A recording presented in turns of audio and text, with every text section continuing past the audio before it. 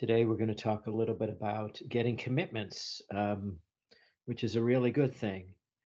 And let's see, recording has started. Perfect. So today's class, and hello, everyone. Professor Corbin here, obtaining commitment. So if you remember last week, we talked a lot about how to handle objections.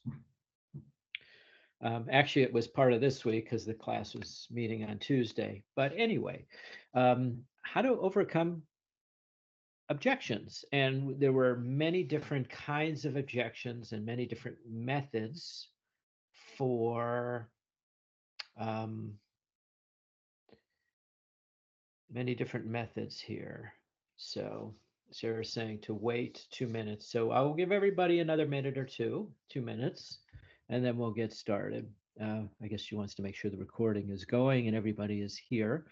So everybody's still joining us.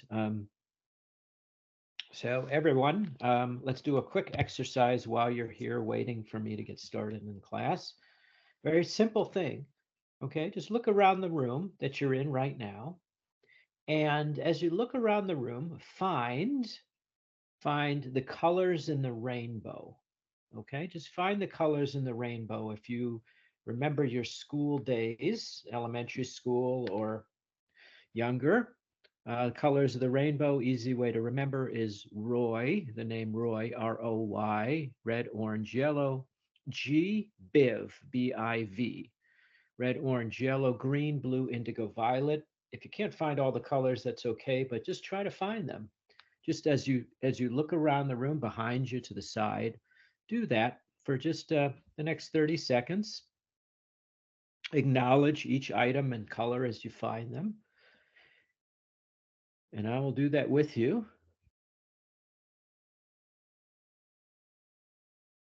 Good.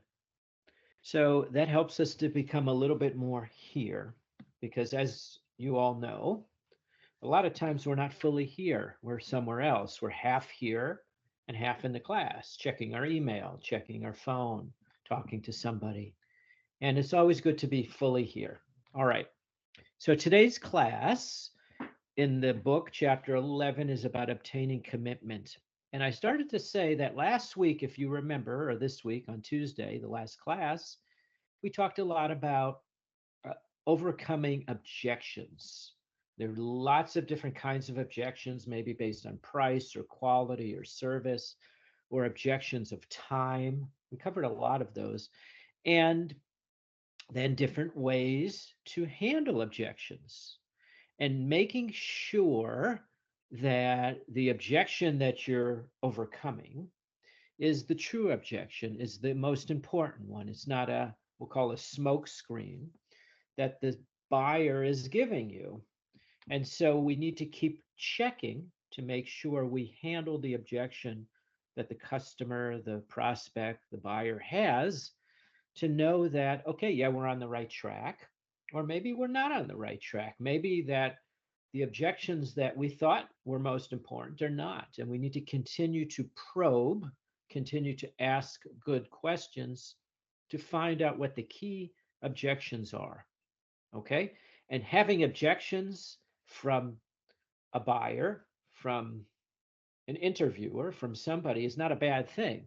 It actually is a good thing because you're getting more information and it's probably very valuable information if you listen carefully and we use it properly. All right. So that was the last class. So now it's about, okay, I've worked through some objections. I've worked through some of the blocks that this customer, this prospect, this buyer might have to purchasing my product or to hiring me as an employee or to being persuaded to add more employees to my division, whatever it is, or give me more resources. So now what? Now what do I do? And it's about obtaining commitment. Commitment, as you'll see as we go through this, it's an important thing because it's in the process of getting commitment that we make a sale. And so as we talk about commitment, here's some of the things to consider for today's class. How much emphasis should we put on closing the sale? That's a good question because if we spend all our time focused, okay, I got to make this sale, I got to get this commitment, I got to whatever, it puts extra pressure on us sometimes. So, how much do we focus on that? And then we'll talk about why obtaining commitment is so important. Of course it is, but why is that? It's not just me saying it, it's not just you thinking it is. There's a reason why. And then what's the best time to get a commitment from somebody? You're talking to a person interviewing you for a new job. And is it the best time to ask for the job right there? It could be. Or if they say, we're hiring and we're going to take 2 weeks, do you wait 2 weeks to get the commitment? And what is the commitment? Is it commitment to hire you? Is it commitment to review your credentials, buy, my product or service? And then again, as we did with objections, in terms of handling objections, there's many ways to do that. So what are the methods for getting commitment? How do we do it? And what are appropriate for the different kinds of selling situations as we develop a partnership? Remember, as we develop a long-term relationship with this customer, this potential customer. And as we develop that customer relationship, it becomes long term. And then hopefully we become an advocate, right? We become a partner of their of them and their company. And then think about this as we're learning objectives, as we go through the learning objectives, think about pricing. How do we talk about pricing? Is that something we want to bring up right away? If they have an objection and we handled it, do we still need to talk about it? So that's always good to think about. And some other things to consider. Should a salesperson, what should we do when the prospect says yes? And what should we do when they say no? Right? Because we're asking for the order. They could say no. No, I'm not gonna buy your service. I still don't want it. And obviously, if they say no, it could be just a normal reaction, or it could be there's still some objections that we didn't uncover. So we'll talk about that. And then the last piece, if you think about it, is what causes difficulty in getting commitment? And how do you overcome those difficulties? Now, there's a lot there. I don't know if we'll be able to have time to cover all the difficulties in getting commitment. But if you can kind of think about if you've ever been interviewing for a job and didn't get the job, there's lots of different difficulties, right? If you're a seller and you didn't get the order from the person, right? From the customer, probably lots of different reasons why they might not. There could be lots of difficulties. So we'll talk about that. So, what does it mean to secure commitment? What does that mean? Think about this. We're closing. That word closing. And this is a different kind of close, right? We talk about open and closed end questions. Closed end questions, to remind you, is just a question that's usually a yes or no or a single word or phrase answer. An open-ended, right, or a little bit more elaborate. But closing is a process. It's also a verb.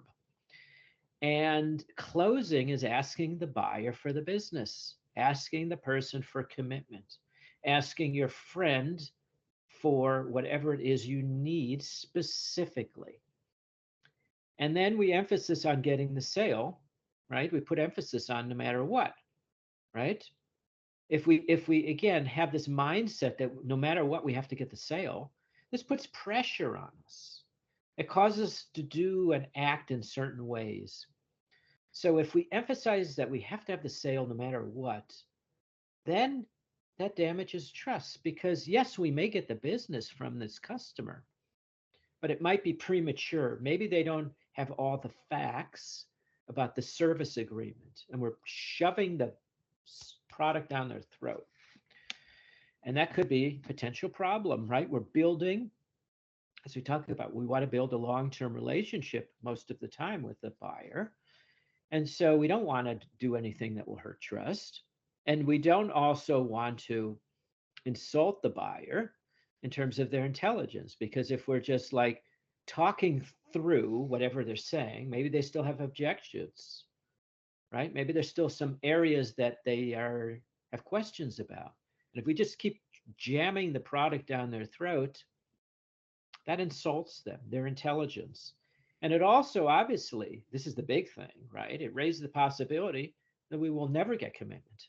Or we got a commitment, but now they'll say, you know what? You're too aggressive. This, you might have heard this before.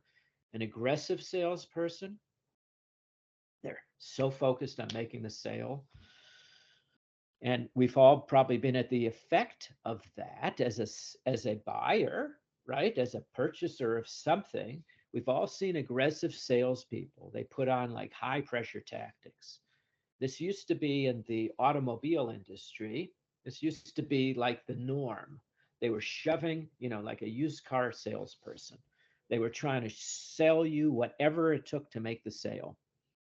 And what happened? You just, a lot of times, got turned off and walked out. And so you lose the commitment. So, this whole process of getting commitment, it should be more natural. It should be more logical to any sales call.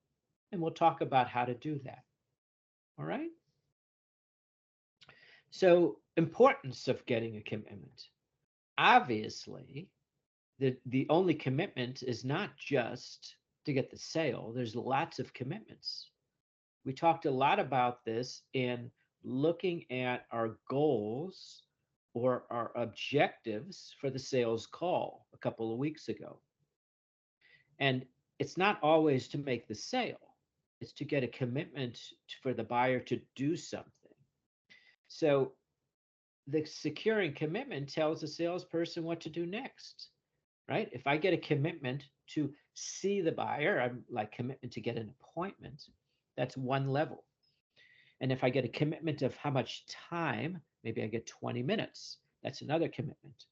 And if I get a commitment for them to allow me to demonstrate my product, you see where I'm going?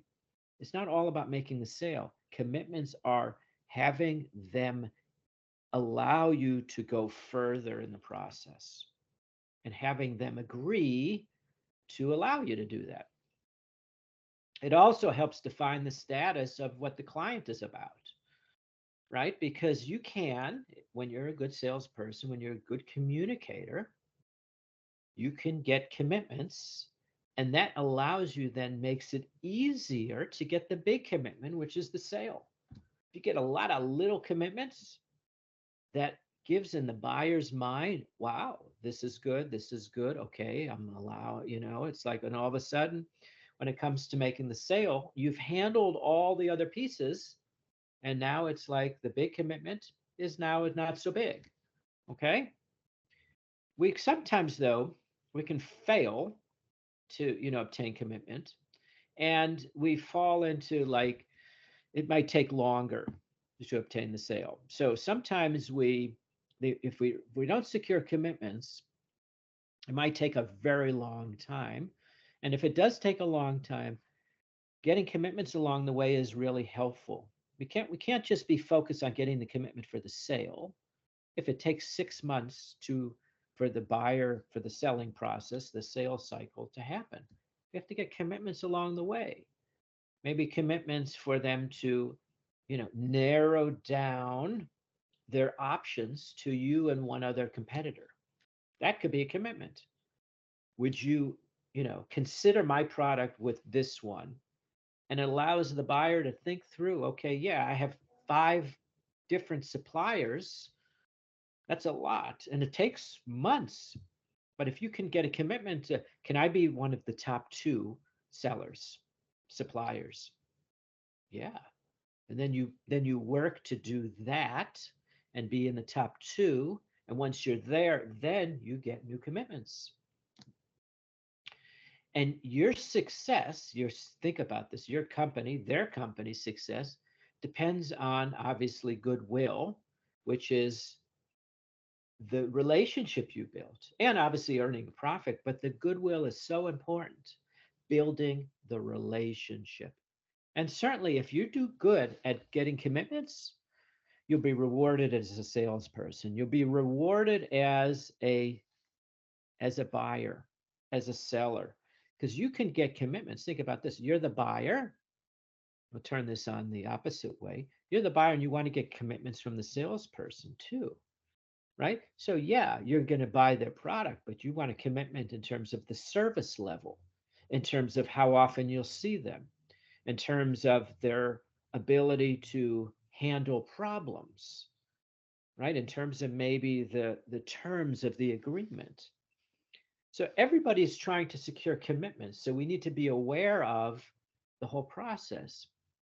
And let's talk about a little bit more specifics, okay? So financial terms and conditions, right? We're talking about a specific commitment, and this commitment is the financial terms and the conditions based on that. So they may be, or you may be asking for a discount. And you need to think about, okay, if we're going to offer this customer a discount, they want 20% off my normal price. That could be a commitment. Okay. Or here's the thing, maybe you have a large order and you're asking for a commitment to get, can you give me 20% upfront now? And then we'll talk about the rest later. The 20% might be 20% of, you know, maybe they're bringing in, um, uh, you're selling cleaning service for their entire office building. Okay. And a commitment could be, can we do the first 2 floors of your 9 floor office building? Can I get a commitment at least for that? And they might say, great, So financial terms is also the commitment of partly getting some business. And so it's like not the full office building, it's 2 floors. So maybe that's a quarter of the business. But the financial commitment is less involved for them, and maybe they're willing to give you that business. Maybe not the whole office building yet. Maybe they want 3 cleaning companies to service them. Think about that. There's a commitment or a discount in terms of quantity. Maybe they say, okay, if I purchase 2,000 of your athletic apparel shirts, I want a bigger discount. Normally, I have a bunch of stores, I'm the buyer, so I'm going to purchase 1,000. But what if I bought in 2,000? Could you lower the price of the shirt from $20 to $18? Would you do that? And if you're the seller, you might then give the opportunity of the buyer, hey, you know what? I know you're normally going to bring in 1,000 shirts. If you brought in 2,000, I can give you a better price. This happens all the time. Think about that. And then sometimes it's like quantity discounts beyond that, cumulatively, meaning that if I bring in 2,000 shirts over a 3-month period total, then I'll get a 20% discount. And I don't have to bring in all 2,000 shirts right away. I can bring in 500 this week, 500 next week. So it allows the buyer to think through, and it's like it's not as a big enough, it's not as a large commitment up front. It's a less of a commitment. So maybe they're more willing to do that. And there's other ways to kind of think about the financial terms and commitments for these financial terms and conditions for commitments. So as we said, sometimes there's cash discounts, right? It's not just a discount if you bring in a quantity, but maybe if they're willing to give cash instead of on credit, well, then because lots of times credit cards, if you know, and you're a seller, you pay a fee. For my service in my coaching business, I use Stripe, which is a financial service company. Stripe takes 3% of my revenue off the top, but they handle the transaction. Now, if somebody wanted to pay me cash, I might give them a discount because I don't have to pay the 3%. Maybe I give them a 1 or 2% discount. So a net savings for them. and a net savings for me. Sometimes there's discounts for early payment. A seller might want normally 90 days to pay their bills. But what if they said, you know what, I can pay my bill early in the first 30 days. Can I get a 5% discount for that? So uh, in my home, we use a service for our lawn care for the fertilization of the lawn. Okay, it's an organic company, so it's all natural company. And every year they send this offer to me. And their offer as the seller is that if you pay everything up front, we'll give you 5% discount on the entire service for the year. Hmm. So they want early payments and they want a discount and they give me a discount. Now I have to think about it. Is that worth 5%? Is that worth the savings if I give them all the money up front? If it's a large enough sale, it could be. In this case, it's not really, so I don't do that. Now, think about this, the importance if you're buying capital equipment. Capital equipment is large scale equipment, heavy machinery, hundreds of thousands or millions of dollars. So the financial terms here to get commitment are huge if it's like, okay, or maybe your implementation of software is a $2 million project for this company because it takes, to have so many different divisions. My brother's in project management for a large company. And so if they're looking for somebody to host their computer programming, to host their software, AWS, which is like Amazon or Oracle or some of these very large companies, it might be a $2 million project. And they might want a discount because it's so large. Now, if it's a manufacturer and you have capital equipment in that way, actual equipment, it could be like, okay, it's $2 million. I want more. Maybe I'm not going to pay cash, but I want more. I can give you half cash and half credit. So there's lots of different ways to do about that. Another piece of is shipping, right? Shipping costs. So when I was in the textbook business selling uh, textbooks to university professors, sometimes in order to get a commitment of a buyer, of a professor or a bookstore that was bringing in the books, when there were actual physical books, we would say, if you bring in X amount of books, we'll give you free shipping. And when I was remember, I sold varnish and stains in the flooring industry for hardwood floors. That was very heavy. And so sometimes we would give free shipping. That could save the customer, the buyer, the potential customer, the prospect, hundreds of dollars, hundreds, maybe $1,000. So if you give somebody free shipping, if they purchase right away, wow, that's a big deal. So there's lots of different things that you can kind of think. There's this acronym FOB, free on board, is just a way to think about shipping costs. Because some people say it's freight on board, free on board. How is your shipping in terms of, does that allow you to make a sale? Does it allow you to get a commitment? And so sometimes there's this, you know, free on board. You can ship the products. There's a term here called consignment. You may have heard that word before.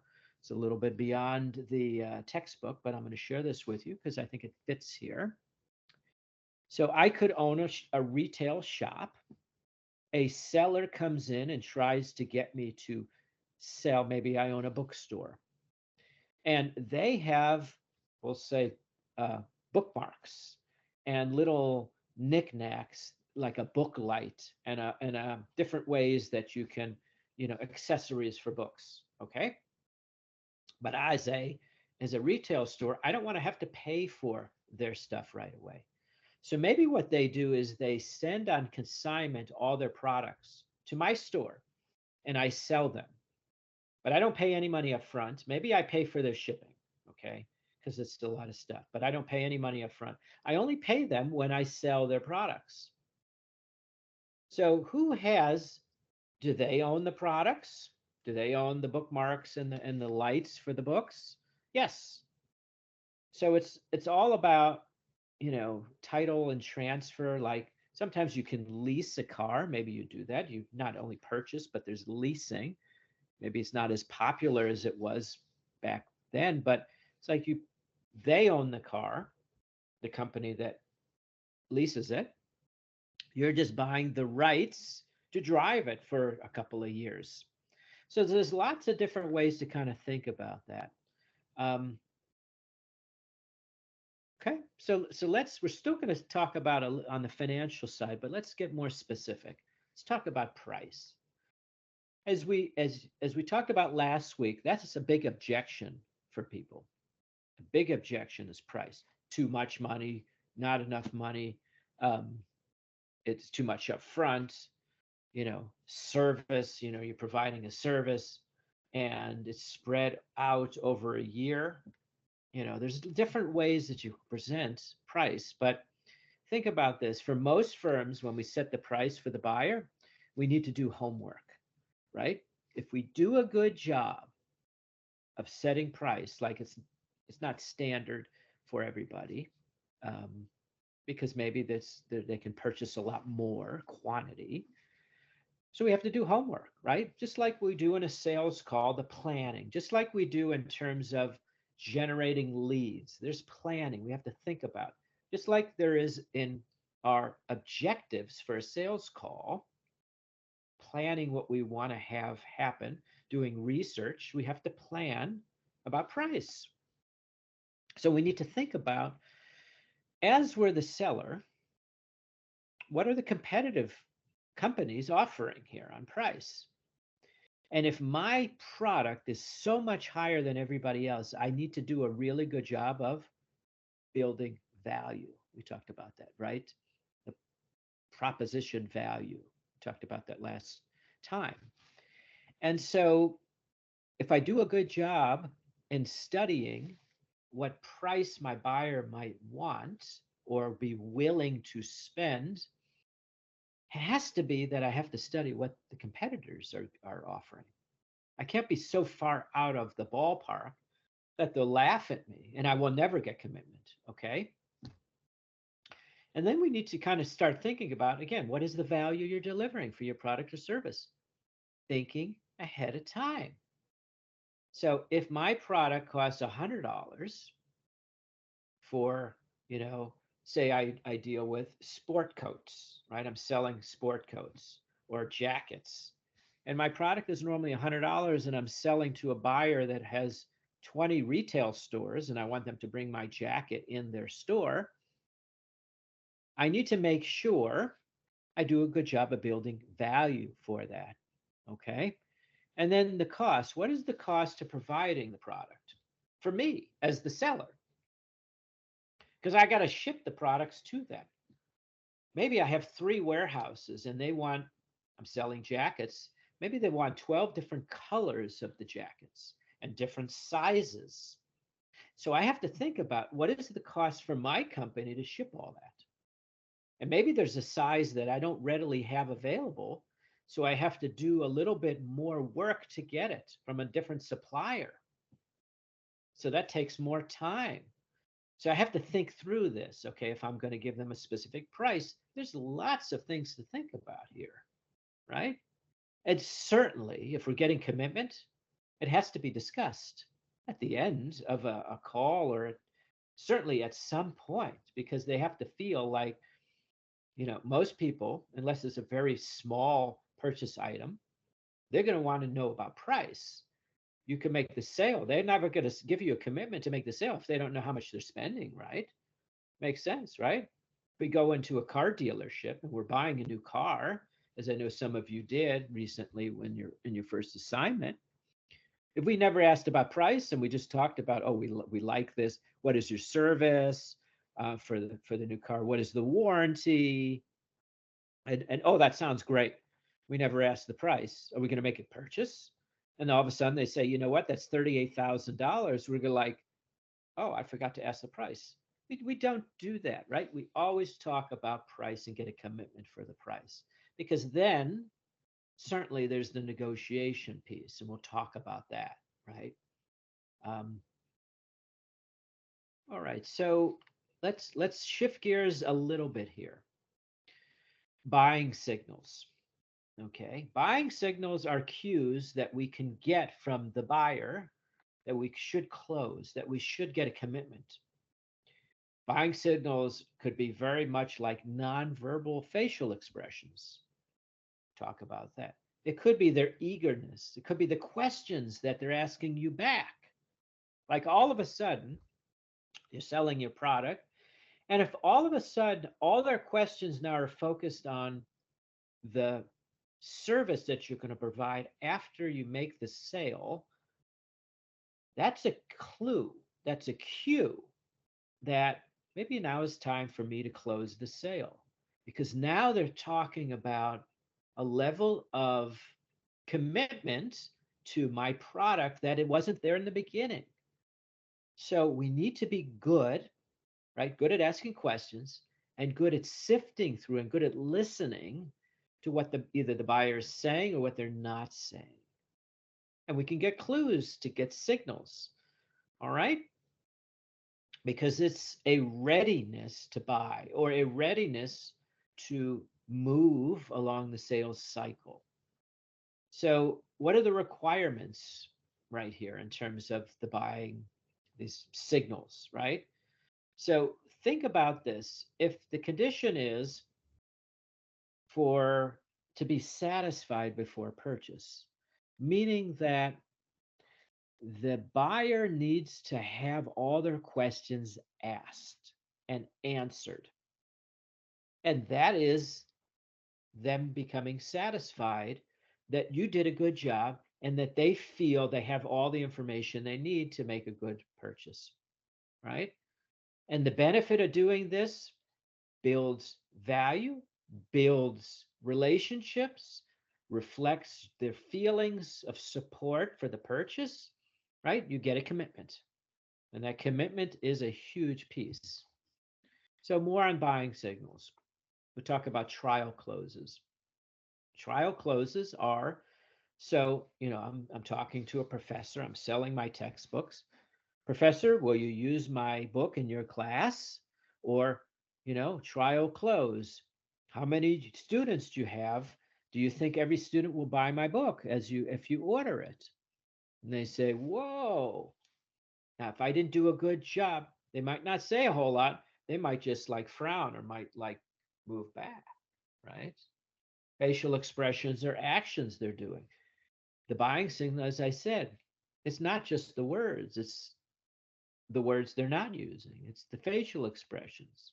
You might see that they're in, kind of disgust, like you give them a price. And sometimes there are buyers out there.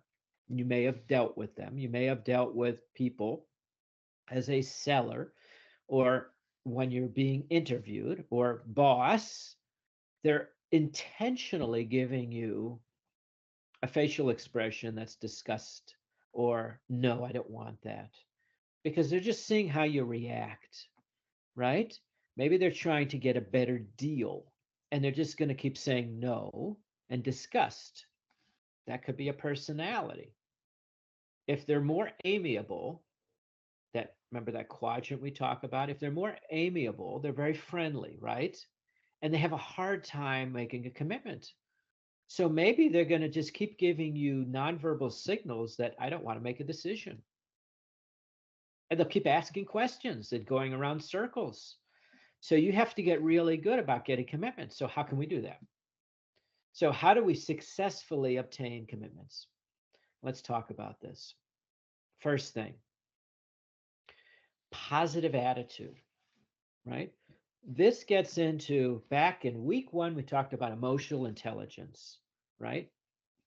Do we have a positive attitude? Do we have a mindset, the way we think about things, our views, our beliefs, our opinions, that's positive? Maybe this sale, this job interview is difficult.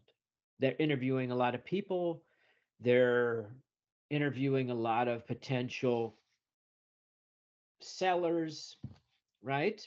They might be. And so we need to be positive. Now, I don't have to be so like gleeful and smile all the time, but we need to be positive in terms of that we have a chance here, that we always have a chance, more optimism. Okay. Another way to be successful in getting commitment here, and this is an interesting one, letting the customer set the pace. There are certain places in the world. I'm in the United States, so I'll say New York City. I think there's one or two people that are in New York City that live there. That is a very, in terms of the speed, it's more fast pace.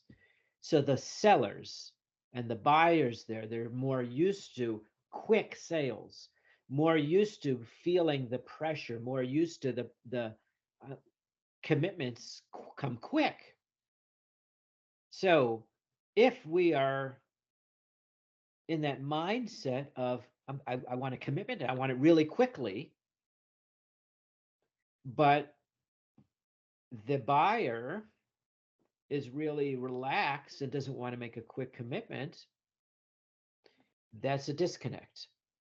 So we need to let the customer, the prospect, set the pace, meaning that, and if we do a good job of planning and asking questions and observing and listening, we could see that, you know what, this buyer, this person doesn't want to be sold very aggressively. Again, it depends if you have a driver as the buyer who wants lots of facts and details and doesn't want to, take a lot of time and fluff, well, maybe you can be more aggressive if you support everything well. Okay. But usually aggressive salespeople, they fail to get commitment because they're too aggressive, right? Again, think about, and we talked about this.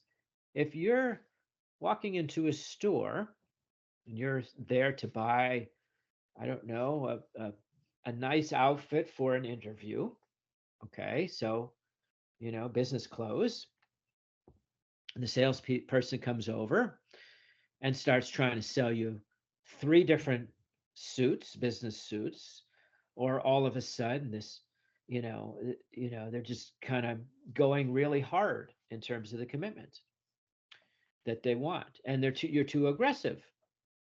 So just imagine how you would feel, right? That turns us off. That makes us like, oh, I don't want to deal with that. Now, the difference is instead of aggressive, it's being assertive. Assertive is a level of, we'll call it confidence in your ability to do what it is you're doing. Assertive salespeople show more self confidence. They do their homework. They understand the dynamic of the selling process. They understand, they've prepared, so they're a little more positive. So, better to be assertive than aggressive most of the time. So, and then we need to make sure we're selling the right item. Exactly. The right item for the prospect in the right amounts. If we do that, we'll more likely get a commitment, right? If, here's the thing, we're selling a buyer and they're a purchaser of, again, clothing, and we sell athletic apparel, and we want them to buy 1,000 shirts. If we keep pushing, maybe we have different kinds of shirts we have. Maybe we have ones that are more for runners. And so they're more high tech and they wick off the water. Like if you're running outside and there's bad elements, snow, rain, those might be more expensive and you have three levels. Maybe you're trying to sell something that's beyond what the buyer wants. You'll never get a commitment. So if we're successful, we have to really fine tune and understand the buyer and what they want and their objections. Because if we did a good job of handling objections, then we do a good job and it's easier to get commitment. You see how that works? Okay. So this is a really good kind of graphic, Exhibit 11.2 in the book, because it kind of sets the stage, like for the different activities that we're going to make and how we are in terms of if we're more aggressive. Submissive is like letting the buyer walk all over us, right? If we do that, they're like they're the tough buyer and we're scared. Oh, yes, I'll give you free shipping. Oh, yes, I'll lower my price. Oh, yes, I'll give you an extra 30 days to pay. Oh, yes, I'll throw an extra 100 units of my shirt. We're going to be successful. We may make a sale, but we're giving up all of our commitment for later, right? So think about that. Think about that. So, selling activity, getting customer needs, so defining the needs. Again, if we're very aggressive, we may think we know what the buyer wants, and we don't. We're judging. So there's a pitfall to being more aggressive because here is the thing. We may overlook the true objections. All right? We may overlook the true objections. If we're more submissive, we overlook in a different way. We may accept that the buyer is telling us exactly what is true, and maybe they're just putting a smoke screen up. And maybe it's they don't really want to purchase the product from us. So if we're submissive, we don't ask the right questions. But if we're assertive, we ask, we probe. We are like a detective finding objections. We are like a detective to determine and get commitments. That's the difference. So we should aim to be more assertive. In terms of controlling the presentation, if we're very aggressive, we're going to be doing all the talking and very little listening. So the person that is at the receiving end of the presentation is not going to have a chance to ask questions. And they're going to feel like, oh, they may feel overwhelmed. Now, if we let the person we're presenting to control everything, they're asking 100 questions and we are just not getting through our presentation. That's not a good thing either. So an assertive person encourages two-way communication and they keep checking. They are making sure the customer is getting what they want, but they're also checking to make sure I'm getting the information I need to be better at selling, to be better at closing the sale, to be better at getting commitment in my presentation. And then the piece about closing the sale, if you're very aggressive, like I said, you walk into a clothing store, you're buying a business suit. If that salesperson is overwhelming and aggressive trying to close you, you might walk out of there and you might just, again, be overwhelmed. And here's the thing about that. If you're the salesperson doing that, you're not going to know this potential prospect could be a huge purchaser of your business suits. Maybe they want 4 suits. You don't know. If you're so aggressive and you're not asking the right questions, you're not able to respond to their objections. So you have no information. So basically, you got no information from that potential buyer. And if it's the opposite and you're submissive, it's the same kind of thing. You're trying to close the sale, but you're like, oh, what do you want? Yeah, you want that color? Sure, that sounds good. You're not closing, you're not getting the customer. And you have no idea if they're going to be ready to buy or not.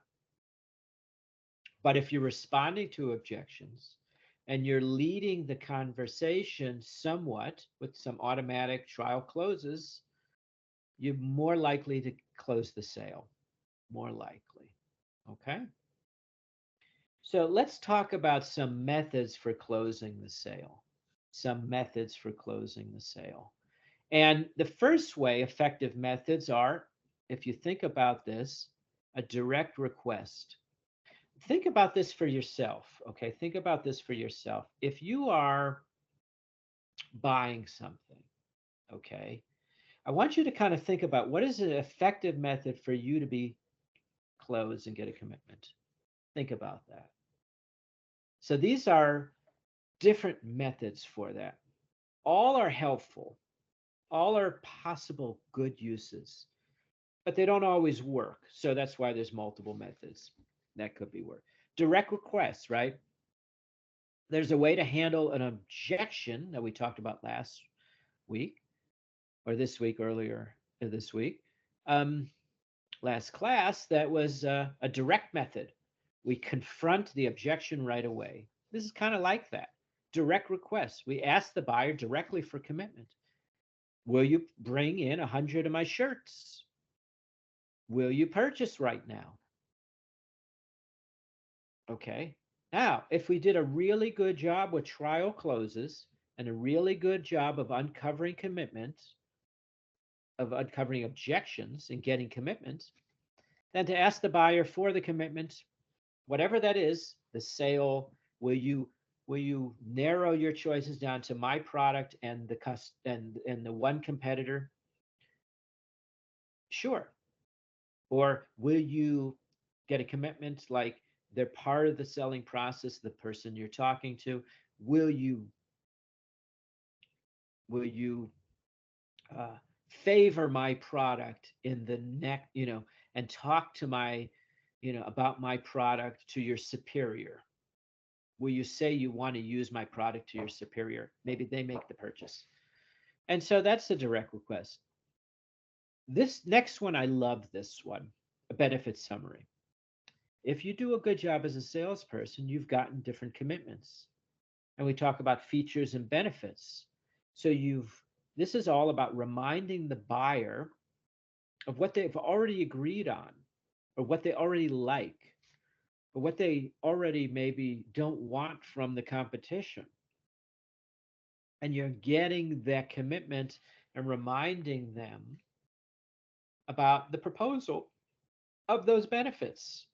I like it because what you're doing basically is, maybe if it's a long selling process, think about this. You're seeing the buyer over the course of 6 months, maybe once a month you talk to them, or every other month. So this might be a really good strategy, okay, because you're reviewing what has already been decided that's a benefit to them.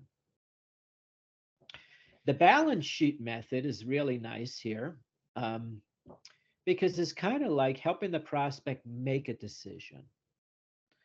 There's this old thing, it's like, okay, the pros and cons, right? You may have heard that before. Okay, take out a sheet of paper, write all the pros of why you want to get this or the cons of why you don't. We're making a purchase decision. Maybe we're buying a new car or a house or a big ticket item. We're not sure. So maybe we list all the strengths and weaknesses. So the balance sheet approach is you're doing that with the buyer. Here's how I do this in a job interview, per se. Okay. Think about this. Somebody's interviewing you, and again, I'm thinking from my perspective too. There's a potential partner out there. I want to have the business. They're going to maybe get some revenue, and I'll get some revenue as well. This is where this is a good method, a balance sheet approach, okay? Because maybe they don't want to make a decision. So I start talking about, if you work with me, here are the 4 points that are most helpful, and you list them out. And if you don't work with me, you may be missing out on these pieces. So remember, and I think it was the last class, that the benefits, do they outweigh the costs, right? That's scale. And what you're doing with this balance sheet approach is adding in more information to the benefits. And so it kind of outweighs the costs. And then another effective method is just to keep probing, just keep asking questions to discover the reason.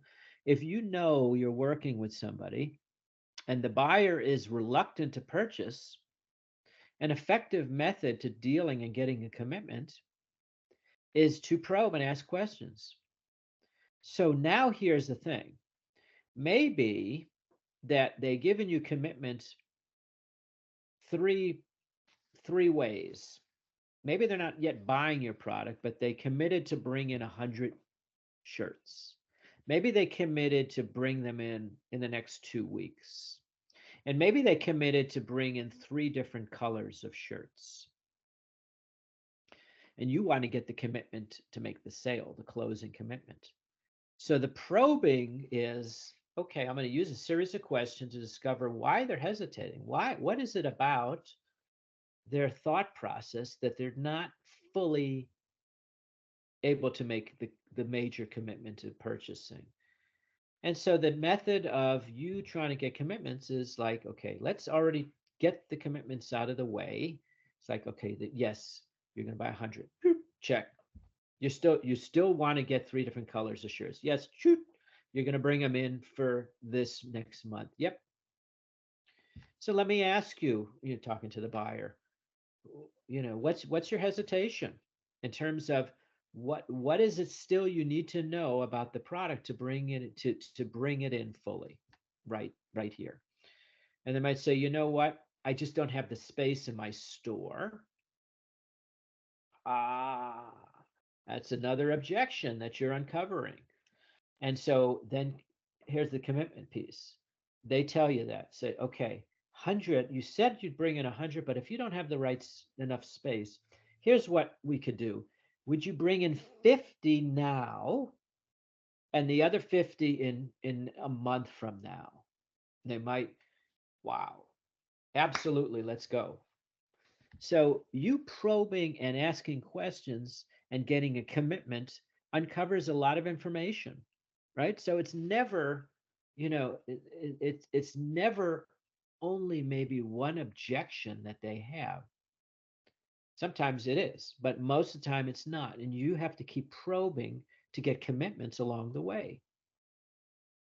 All right, so let's talk a little bit more detailed about some of these effective methods and go into some of the ways that we can use these in a sales call or in a conversation. Even if we're trying to get commitment from somebody to, it's not a sales call, it's a commitment of you persuading your boss or an employee to do something. You still want a commitment that they'll help you with the work project, right? So think about from that perspective. So, all right, trial offers. Based on the idea that once you take the product home, that it's not, this is like the puppy dog close, they say, right? Take my product home, try it out for 30 days. If you don't like it, you could give it up. Okay. And that's a trial offer. You know, on the internet, they do that. Use this cream for 30 days and it will take the eye, if you have dark circles under your eyes, try it for 30 days. If you don't like it, send it back. It's like a guarantee. You're getting a trial offer. That could be very effective, and it is, right? Takes away some of the risk. You're getting a commitment that they'll try your product for 30 days. And a lot of times they just forget, oh, did take the circles out of my eyes, but that's too much hassle to send it back, right? So how do you use this, right? Think about this. Suggestions. We set a specific time for training. So think about this. Make sure the user is comfortable with the product, right? So this is, you're uncovering objections at the same time as you're getting commitments. This is where this is so beautiful here. So you're setting, okay, you're going to try my product for 30 days. See how you like it. And here's the thing too, you can document the decision criteria, because here's the thing. They're going to try your product for 30 days. You can ask them questions along the way. What do you think about this part? What do you think about that part? You're getting decision criteria.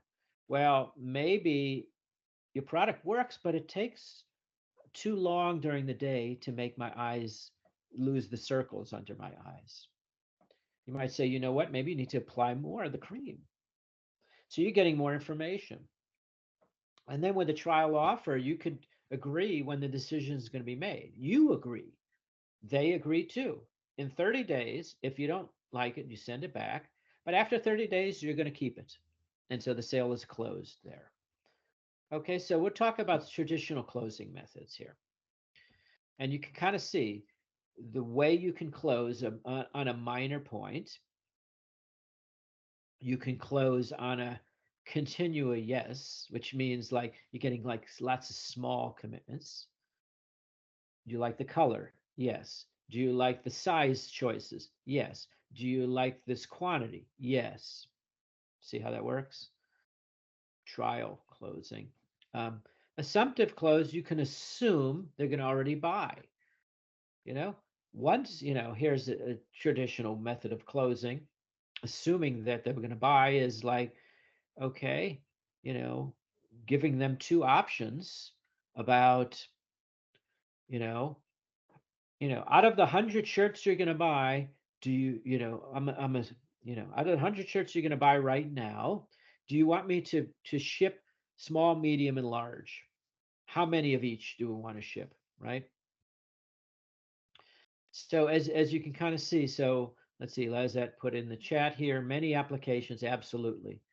And courses give trial period. Yeah, free, classes. Try this class. Try the product. Yeah, think about this. I don't know if Windsor does this, but think about this. Take this class, try it out for a month in the MBA program. If you like what you hear, then you can purchase, then you buy into the MBA program for the next semester or next year. So they could do that, right? There's ways to do that. Okay. Um, Standing, we'll talk a lot about these. All right. Standing room, the emotional close is they're attached to your product, right? Maybe literally, think about this, you're buying a car. And this is where it becomes an issue. You get very emotional about buying a particular car. Got to have that convertible. Oh, I got to have that a convertible. You as the buyer get emotional about it. How does that help the seller if you're very emotional? It allows for ease. So you could find, again, this is where the emotional intelligence comes in and the probing and asking questions. If you know the buyer has a specific hot button, maybe they really love the way they look in your shirts. So you could key in on, you know what? You're going to bring in 100 of those shirts. I know you're going to take a couple of them because maybe they're wearing one of your shirts as they were jogging. Um, and so it's emotional close. So you can key in on that and focus and get the commitment. Out of the 100, you're going to bring in a couple. You're going to wear which color are you going to wear? And you're keying in on their emotion. Okay. So let's talk about this responsibilities.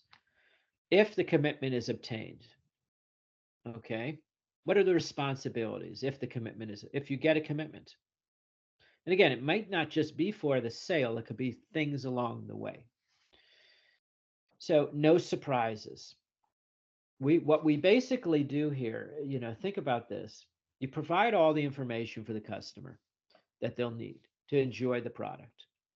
So there's no surprise. If you do a good job of getting commitment, there's no surprises because then they're not like, oh, you didn't tell me that. You didn't tell me that it, you know, you, it takes 90 days to ship, this particular color. You didn't tell me that I can't get the red ones. You didn't tell me that. Now there's a problem and there's, a level that you're not going to get the commitment. But if you get commitments along the way and they understand the whole process, no surprises. That's a nice thing. Again, you're a good salesperson.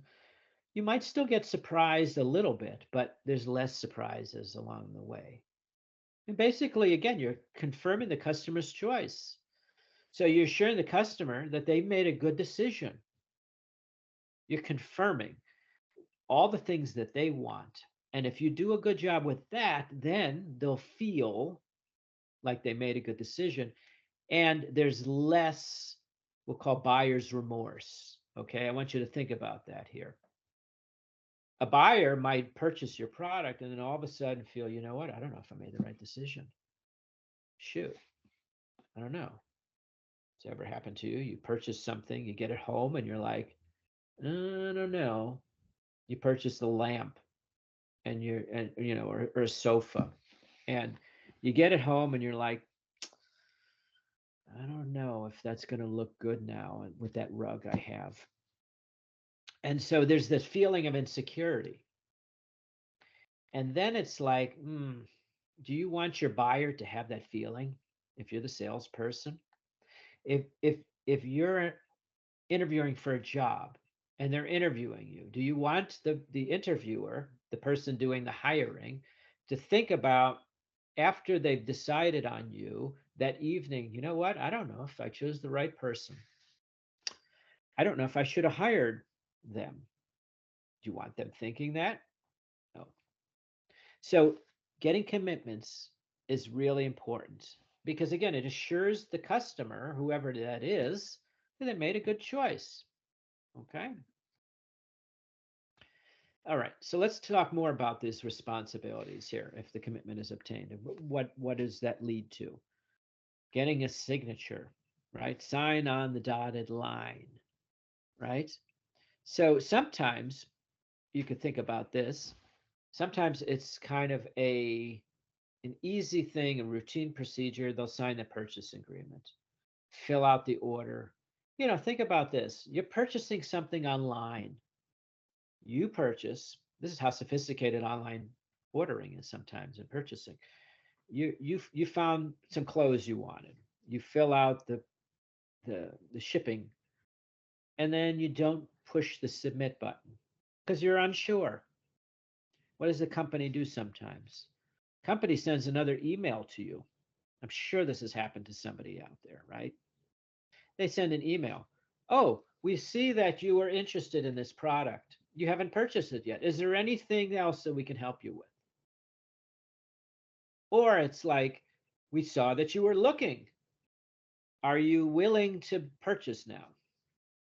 So that's, in a sense, getting a signature, getting the order, right, in a different way, because they're looking for the commitment. You've already given the commitment because you've filled out, you were on their website, you were looking at this particular thing, you just didn't hit the submit button.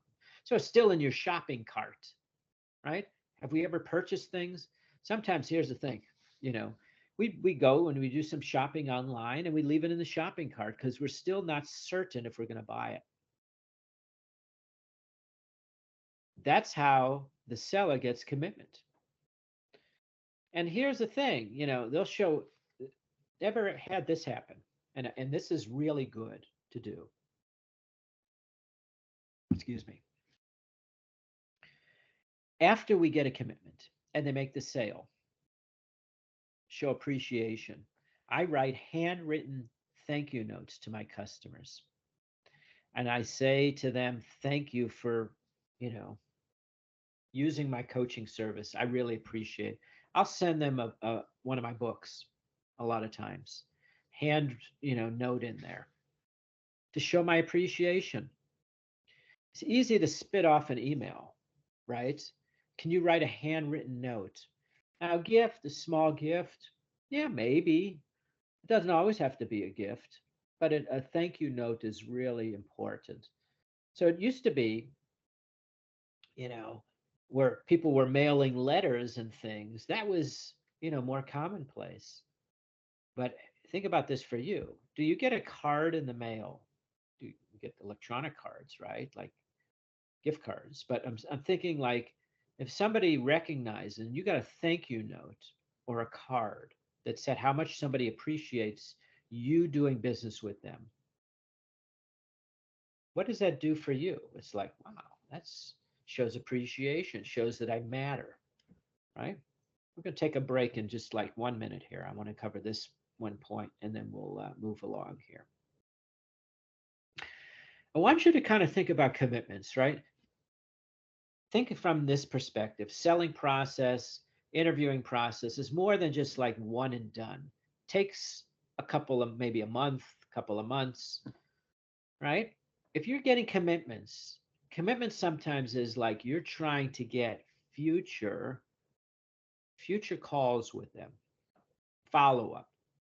So when a salesperson does, if you are good at achieving commitments along the way, it's, you're obviously going to deliver and set up the product, as promised. So kind of think about this. But you can get a commitment. They're bringing your product in here. They're going to display it in their store. Maybe the follow up is you go to the store and make sure everything is perfect and it's delivered and it's set up in the way that was promised. And then they look beyond that, they just made the sale and or they just made the purchase, and now they're looking at, oh, this is my seller that cares about my success long term. Relationship is what this is building. Long term relationship. Think about how you can get commitments after the final commitment. Other commitments, commitments to stay with you and keep buying your product or service. Now that's powerful because that's long term. That's success. That's a successful salesperson. I don't just want to sell you one time, be aggressive to get the business. I've seen that happen so many times. Somebody's so aggressive, they get the business, and then you never hear from them again. And then the seller disappears. Then you got an issue with it, right? So here's the thing. We'll leave it on this note here. Reviewing the actions to be taken. As we get commitments in our mind, we're reviewing what do we need? We're reviewing what each party has agreed to. That's powerful. We're considering, we're considerate of all parties because we're making sure we're thoughtful, handle objections, getting commitments from different places. And what does this all do when we review the actions to be taken? You're going to get 100 of my shirts. They're going to be delivered here. When they come in, yes, you can set them up, but I'll come in 2 weeks later to make sure you have enough space. In fact, I'll bring some extra sales aids, signage to help you. And we'll make sure that, it's displayed in the proper way. What does that do? The bottom piece here avoids misunderstanding, ensures they get what's promised, and it delivers more value. That is the key. Not just making the sale, but you're delivering value after the sale. That's the key because then they'll stay with you. All right. So we'll keep on this road of getting commitments, how to generate commitments, the different kinds of commitments. So take 10 minutes. All right, take 10 minutes, and I'll see you all back in 10 minutes, and then we'll finish up this chapter on obtaining commitment. All right, see you in 10, everyone.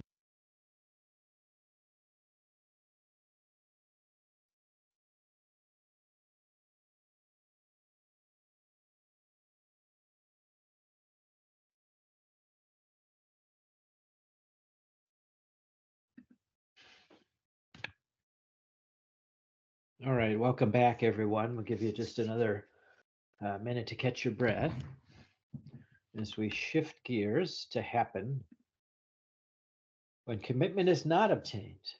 So, all right, we'll get into that in just a second here.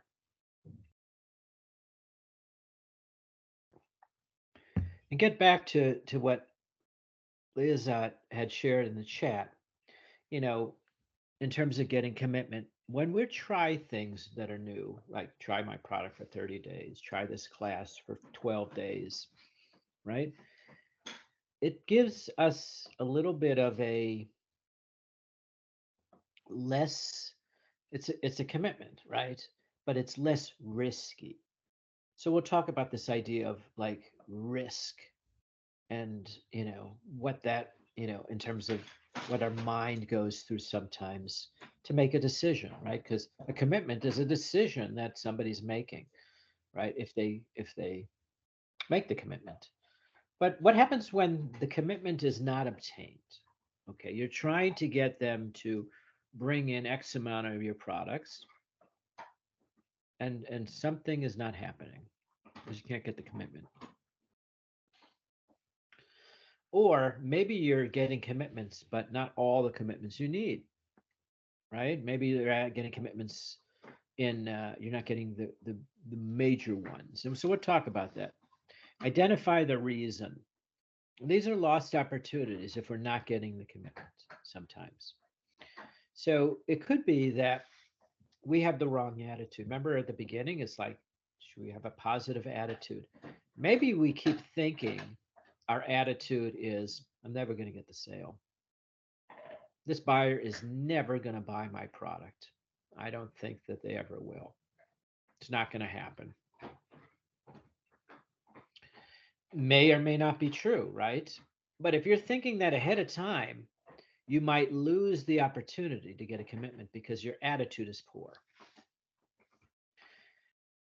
If you make a poor presentation, well, you're not going to get a lot of commitments there too. We spent a whole class on presentations in terms of how to, you know, do a good job in terms of whether it was in a group or a one person presentation, right? If we make a poor presentation and we don't show all the features and benefits of our product or service or whatever it is we're trying to communicate, we're losing out on getting commitments because they're not seeing the benefits of our product or service or hiring me as a coach. And what this also does is if we just don't get a commitment, maybe because our questioning, our probing skills aren't good. Maybe we have bad habits. Maybe we just show up for sales calls. When I first got into sales in terms of the preparation, it's a lot of work to prepare for sales calls, to look at the, you know, here are the potential prospects I might see today. You know, what is it about each one? What can I offer each one? Where can I get more information about them before I go in there? That's a lot of work. Some of us can get into the habit of just showing up, not doing the work. You could show up and not do the work. You could still get the sale. Could happen. Might be harder though. So to get a commitment, it could, if we're not getting commitment, it could just kind of like work backwards to say, maybe I'm not doing the proper preparation. Maybe I'm not asking the right kinds of questions. Maybe I need to go back to that chapter where we talked about open and closed end questions. Maybe I'm asking way too many open-ended questions. I'm not getting the right commitment. Or maybe I'm asking too many closed-end questions. So we need to kind of sift through that. Because we need to come up with why, the cause that you're not getting commitments. And if we're not getting the commitments, it's not always that we're doing a bad job. It could be that maybe our product or service is just, maybe we're talking to the wrong person. Maybe this customer, this potential prospect, this potential customer is just not the right one to purchase my premium price product. Maybe they just want to sell cheap products. Maybe it's like going into a discount store and they sell everything under $1, right? These dollar stores that pop up. It's not, you know. And am I going to be able to sell my suit, my clothing that's $600 in a dollar store? No. But maybe I'm looking at the dollar store trying to get business from them. It's not going to happen. So that might be the reason. So you need to kind of just uncover what are the real reasons why you're not getting commitments. So you become a detective asking more questions of maybe yourself. Okay. So let's talk more about this here. Rejection, right? They tell us that they don't want to buy our product. They tell us that they don't want to hire us. They tell us that, you know what, you're talking to your boss or your manager trying to get more help for your project. And they say no. Now what? So here's what we need to kind of do and kind of think about this, and then we'll wrap up this chapter. We'll actually get into the next one just a little bit here, but just want you to kind of think about this. How do you deal with rejection in your own life? Yes. Thank you. Yes. Um, Dog is very thirsty.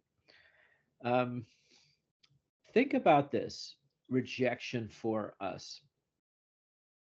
Maybe it would be a good time here to have you kind of chime in a little bit, for those of you that are thinking through this.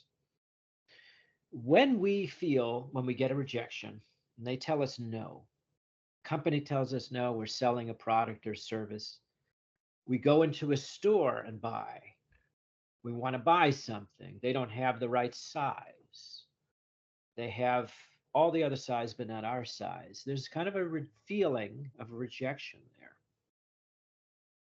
What is it that we kind of do here? I mean, obviously, you could see what I put down here: maintaining perspective, maybe recommending other sources. Using good manners, not getting like so angry.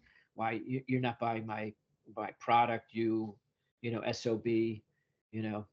I had a friend.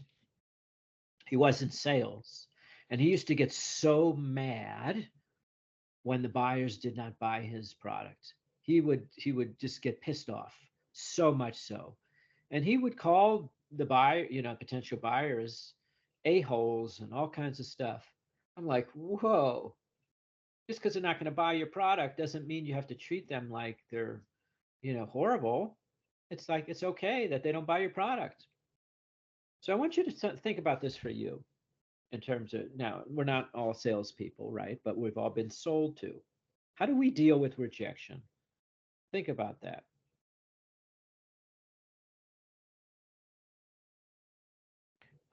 Here, let's see. Lizette puts down here. But if we couldn't select the right person, then it also might mean that we didn't do our homework. Exactly. So if you're selling to somebody, or maybe you're interviewing for a job that you're really not qualified for, maybe that's on you. You didn't do your homework.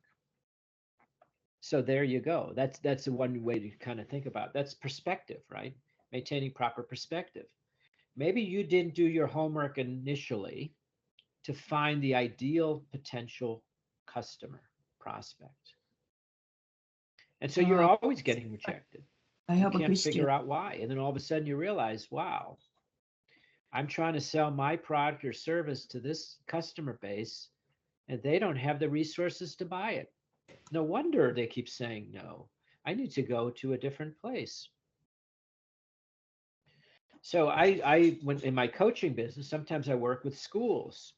Schools don't always have the proper funds, but I like working at schools and I like doing programs at schools. But a lot of times they would say, no, we can't use your service. And it took me a little while to figure out why. They just couldn't afford me. So now I don't do as much work at schools. I partner with other people. So I was going after somebody just because I thought I liked doing that. I thought that's a great customer. I'd like to be in front of them. They don't have the resources. They can't hire you. One of the easiest things we talked about in like that first or second class about good customers, they got to be able to pay and buy your service. It doesn't matter if they keep saying yes all the time and then they don't buy and they give you the big no, right? You didn't do your homework. So think about that. Think of how do we deal with rejection? How do you deal with it in your own life? You know, relationships. You don't have to get too personal, but just kind of start thinking about you're making a sale. You didn't get the job offer that you wanted, or the raise, the extra money. How do we deal with that? What is a good way to deal with that? How do you get past that to keep the proper perspective? What do you do? Because this will help us because a good salesperson, yes, even if we do all the homework, we're still going to face rejection. Not everybody's going to buy our product. I'm very good in talking to people in terms of doing homework, finding out who the potential prospect is that would want my coaching services. But every once in a while, and I have a high rate of closing a sale, if you will. Every once in a while, there's somebody, a parent that, and a student athlete, they come to me and they don't work with me. And I thought they were a good potential. And a lot of times, maybe they couldn't afford my service. That's happened before. And so then you're trying to figure out, is there a way to build more value so they think your service is higher value so then they can afford it. But sometimes they just don't have the money. So they say no. How do you deal with that? I mean, it still hurts sometimes, right? When we get rejected, does it hurt? Think about that in your own life when somebody tells you no. Of course. How do you deal with that? How do you overcome a no, is what I'm asking. How do you overcome a no? So you're not like my friend in sales that would get so upset he would cuss every time somebody would say no. You can type something in the chat. I just wanted to just kind of think about that for a moment. How do you deal with rejection? How do you move past it? A good salesperson, a good communicator is able to move past rejection without getting so offended and put off and discouraged. Think about that. All right, so you can type something in the chat. I just want to bring the sales call to a close here and just kind of start to think about it, these things, and then we'll move along.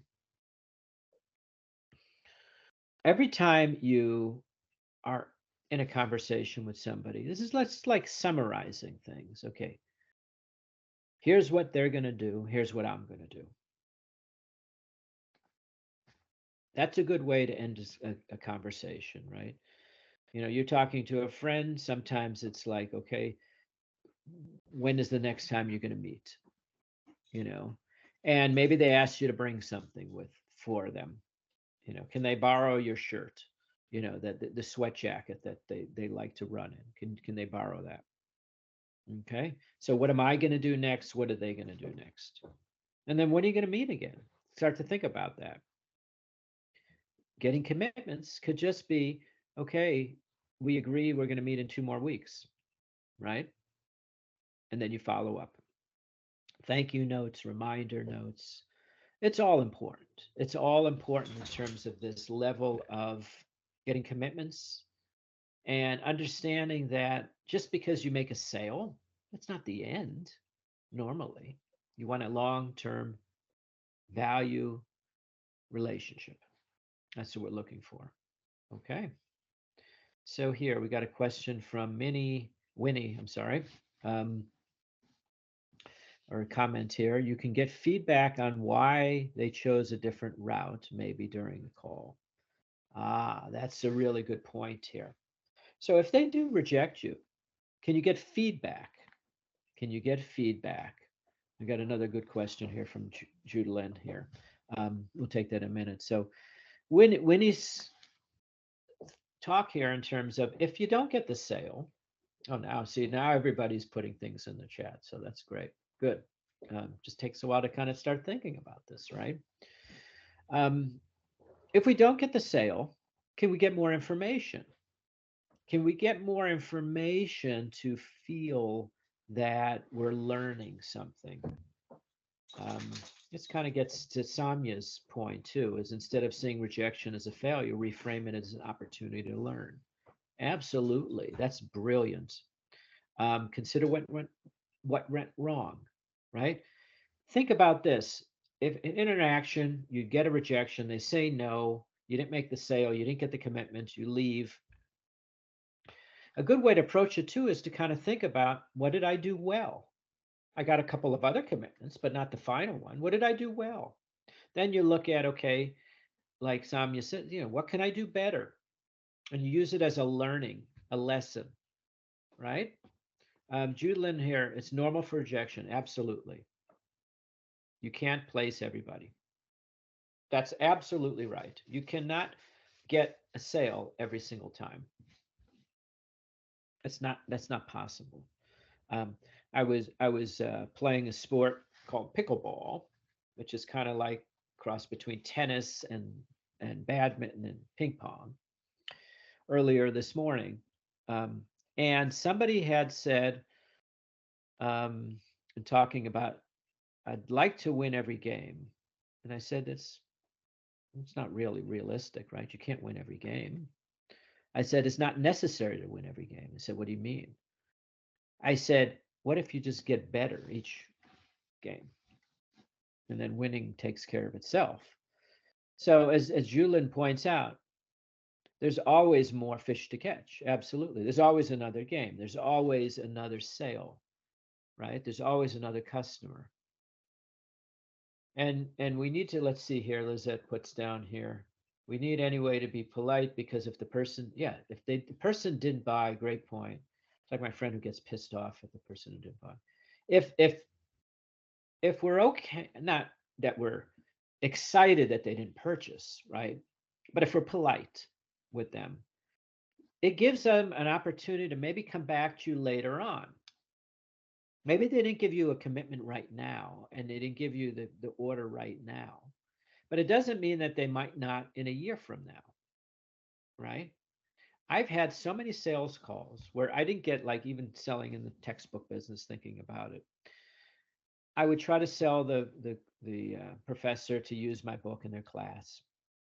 3 years, keep calling on them multiple times each semester. They didn't use my book. Did I get discouraged? Every once in a while, I'm like, well, maybe they'll never buy my book. But then I turn that around. It's like, but maybe they just don't have the need right now. If I stay, if I'm consistent and I keep calling them, treat them with respect every time I'm there, I'm seen as a resource, even if I don't make the sale, but I'm seen as a resource.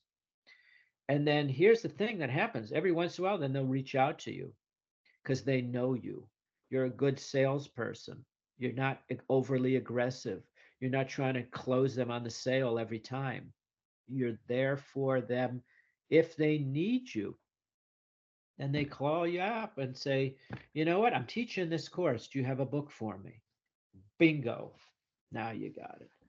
So all these are amazing comments. And let me just say here, um, Julian also writes, playing that also as a newbie, right? If you're new in sales, that's really important to use things as a learning, right? Elena says rejection, it's a normal part of the sales job. Absolutely. It is normal.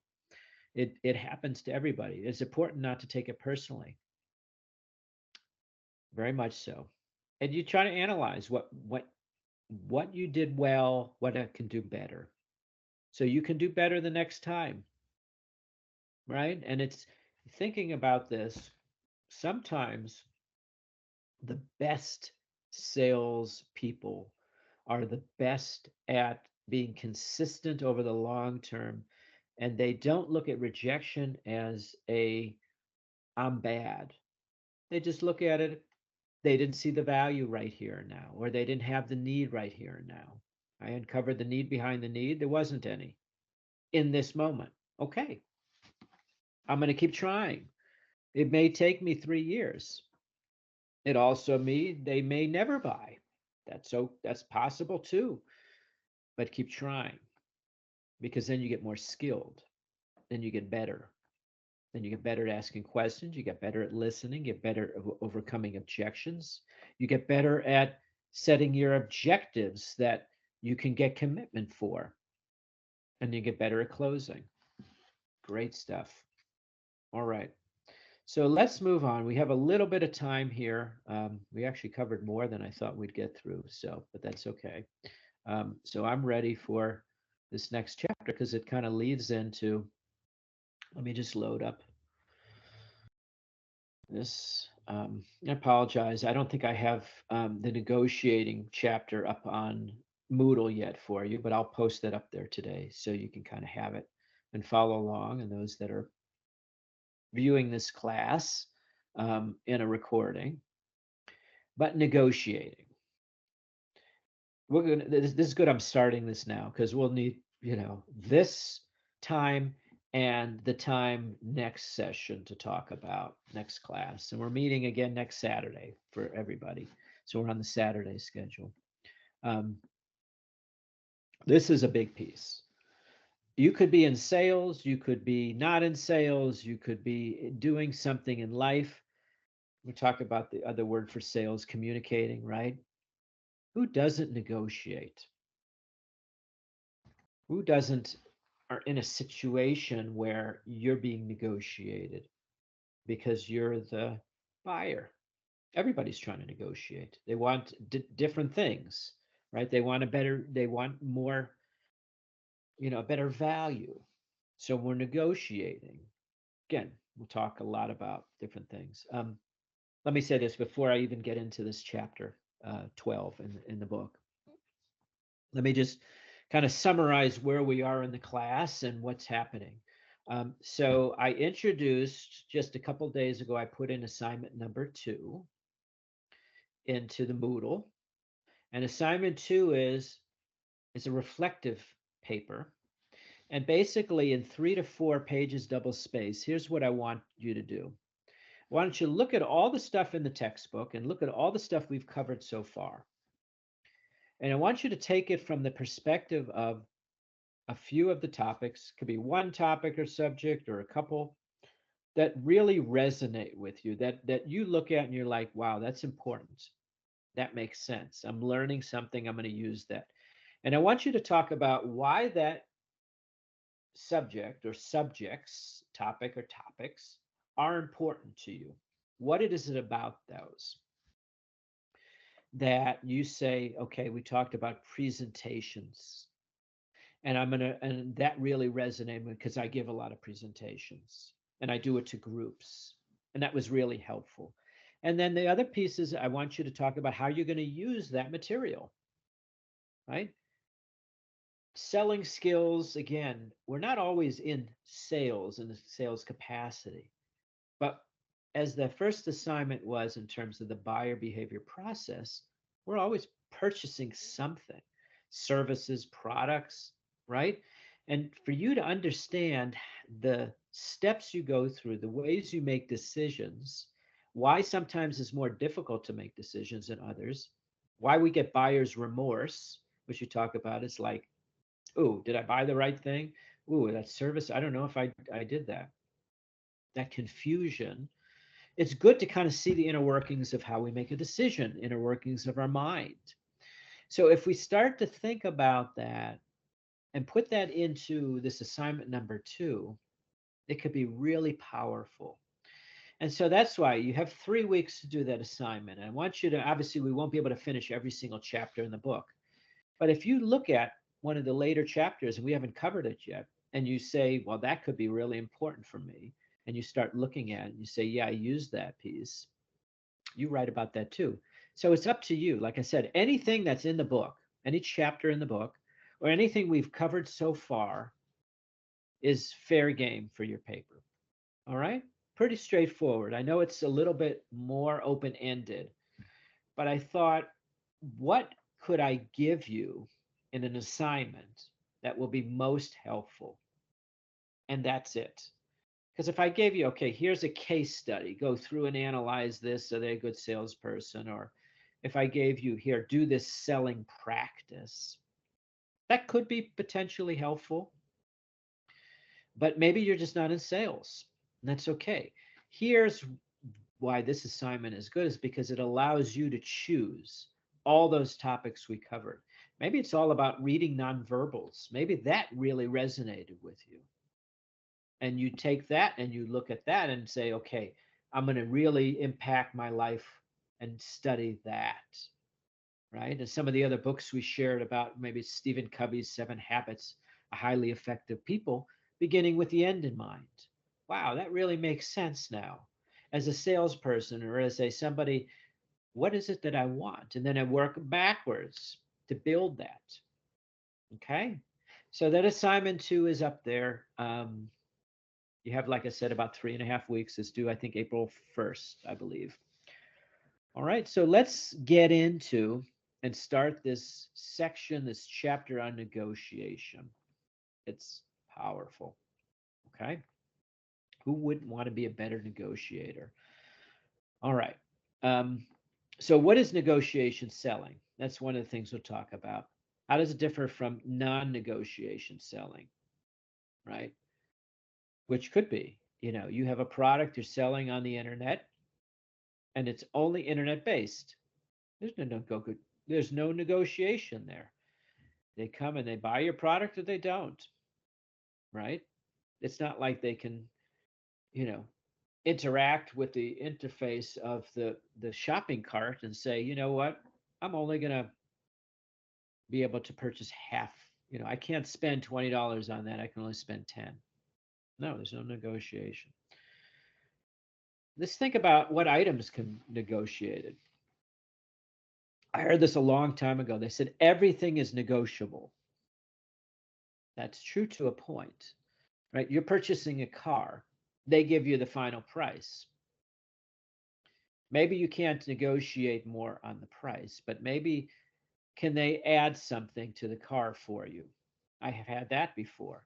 You negotiated the price point, and then you're like, this doesn't have the safety, the back bumper that I really want. That, if you close the trunk, and sometimes you scratch up the trunk, so there's like a safety on the back of the bumper for that on a hatchback and or on a station wagon.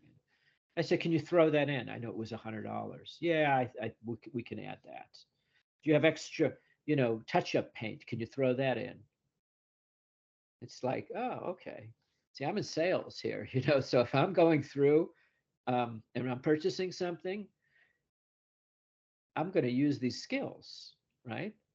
So you're taking this class and you're not in sales, but you're buying something.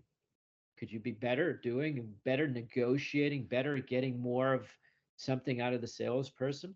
Sometimes, yes.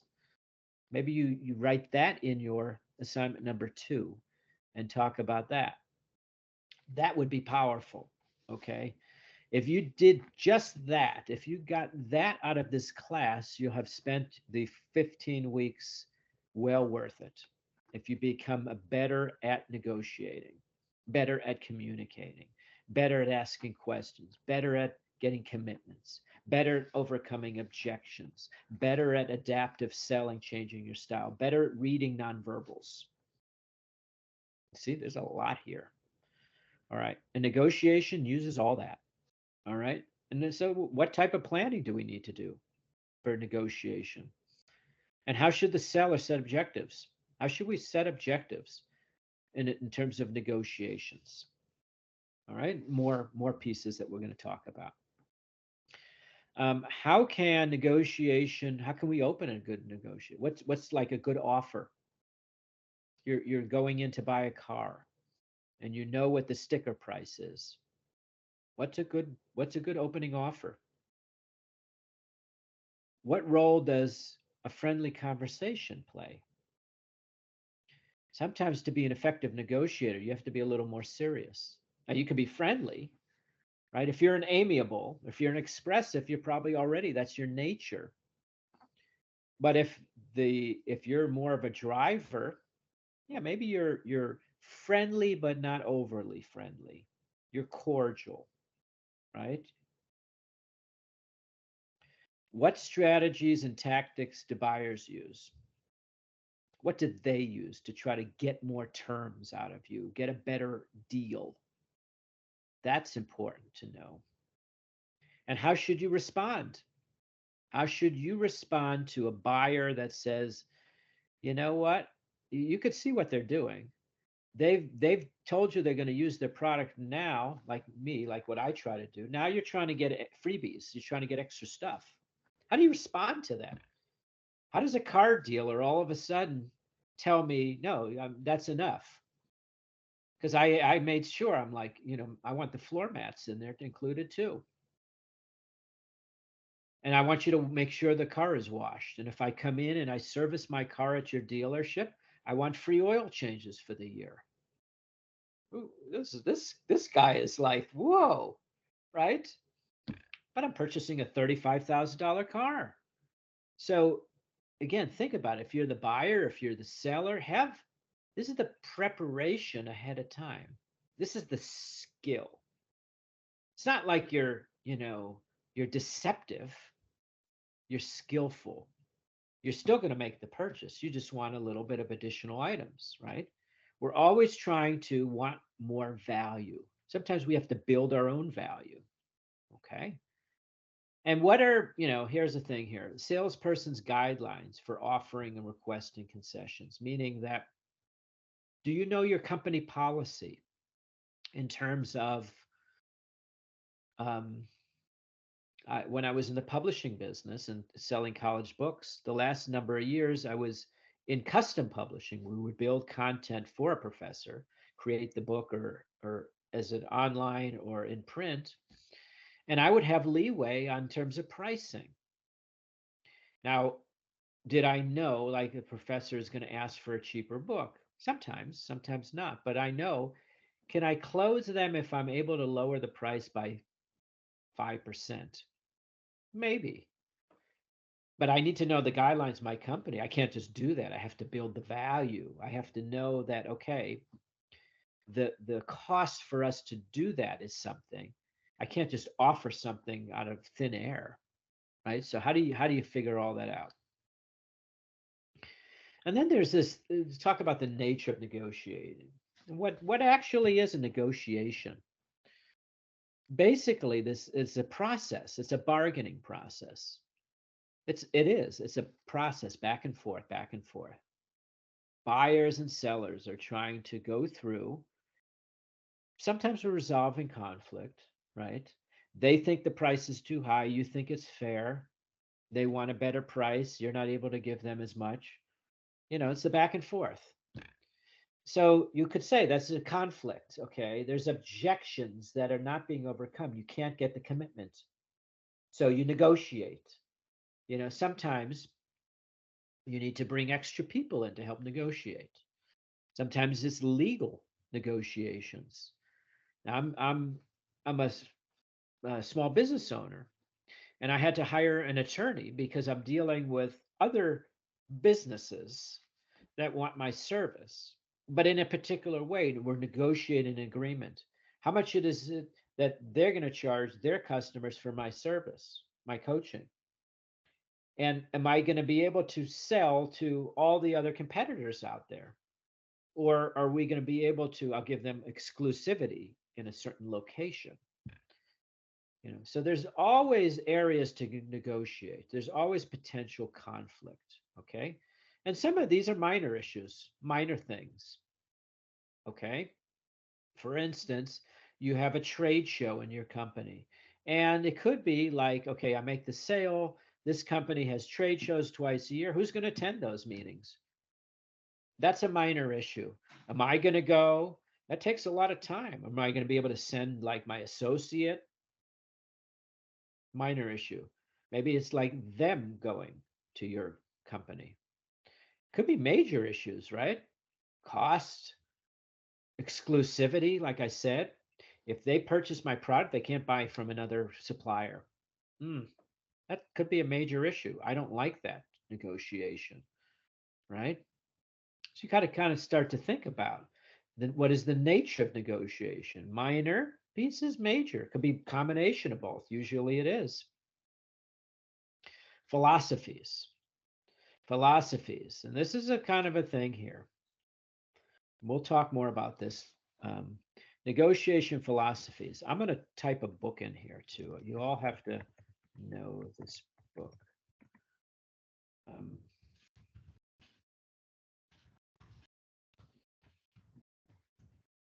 Chris Voss. Chris Voss never split the difference. Masterful negotiator, masterful salesperson. Chris Voss was a FBI agent. He was a hostage negotiator, negotiating for the life of a hostage. He got really good at negotiations. It's all life or death. Okay. That book, and he's got, I think it's called, his company is called Black Swan. Um, You want to get better negotiation. They have a like a monthly or weekly newsletter. I don't work for them or anything like that. I'm just saying they're phenomenal. They provide a lot of value, and they don't force the sale. Now he teaches negotiation at Harvard University, Chris Voss, in the executive MBA program. And he is masterful. But they also know that if you're going to build value, you're not aggressive in the sale. Okay. So there's this philosophy, win lose. Okay. Negotiator attempts, I'm going to get all the benefit. You're not going to get anything. I want everything. It's like sports, right? If you think about it, there's a winner, there's a loser. You can't have two teams that win. Maybe in third grade, everybody gets a participation prize. That's not a good idea, but they do it anyway. Everybody gets a trophy. Runner up gets a trophy, you get a trophy. But there's really only one winner and loser. Is that the right way to negotiate? Probably not. There's this win win. Win win is about, okay, negotiator, an agreement. Both parties are satisfied. Both parties get what they need.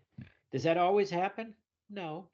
Maybe the one party wins big and the other person gets they win, but it's not as big. So you both win, but there's ways where it's still a little uneven. Can you always win at the same level as your customer? Here's the thing you should kind of think about too as we talk about building value. Provide more value than your customer could possibly ever want or expect. You do that, you'll have a relationship for life. There'll be an advocate. There'll be somebody that's so willing to support your role as a salesperson or whatever it is you're doing. So as a coach, when I do, and yes, they'll purchase my coaching plan or something from me, I build value. I literally just did this. Somebody that was a customer of mine, and I don't see them very often, a student athlete, and they bought a coaching package, and I worked with them for a while. Their child, who's now in high school, out of the blue, I hadn't seen them, and I sent them. You know what? I know there's a big tournament coming up. Your student, your son might be playing in it. I'll do a 30-minute free coaching session to get them ready. Out of the blue, I sent that to them, the parents. They were blown away. Blown away. Is that more value? I'm offering something for nothing, $0.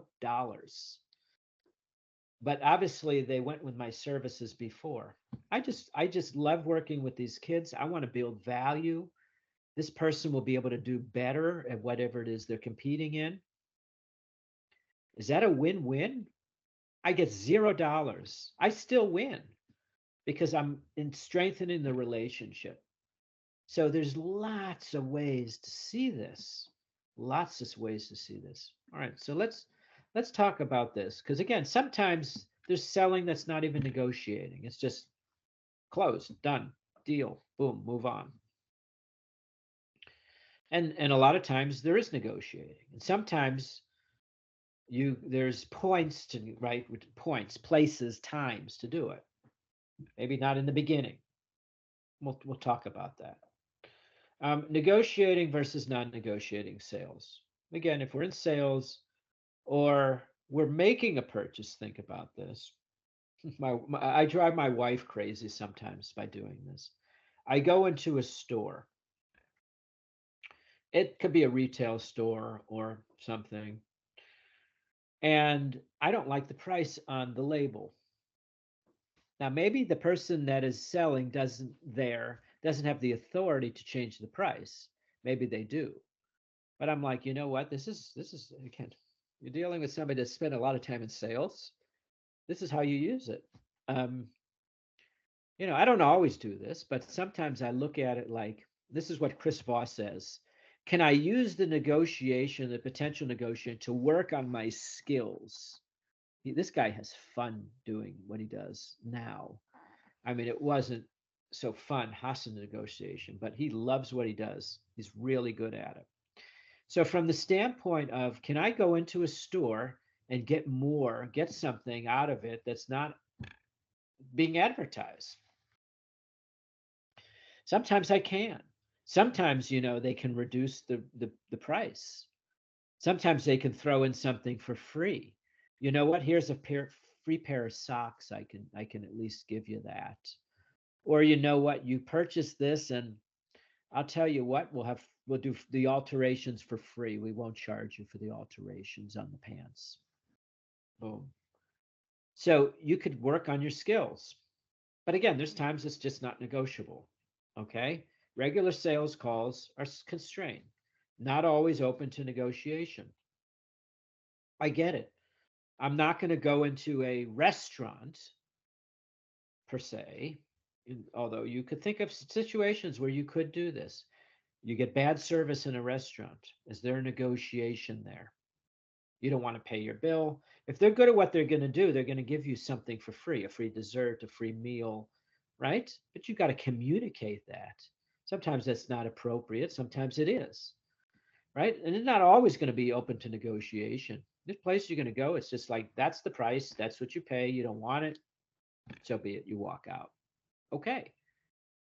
Non negotiable sales. When there's negotiation sales, differs from regular sales from the standpoint because it's a little more intensive planning, right? More thinking, maybe more people involved, maybe a little bit more complexity to your service or product. You sell software.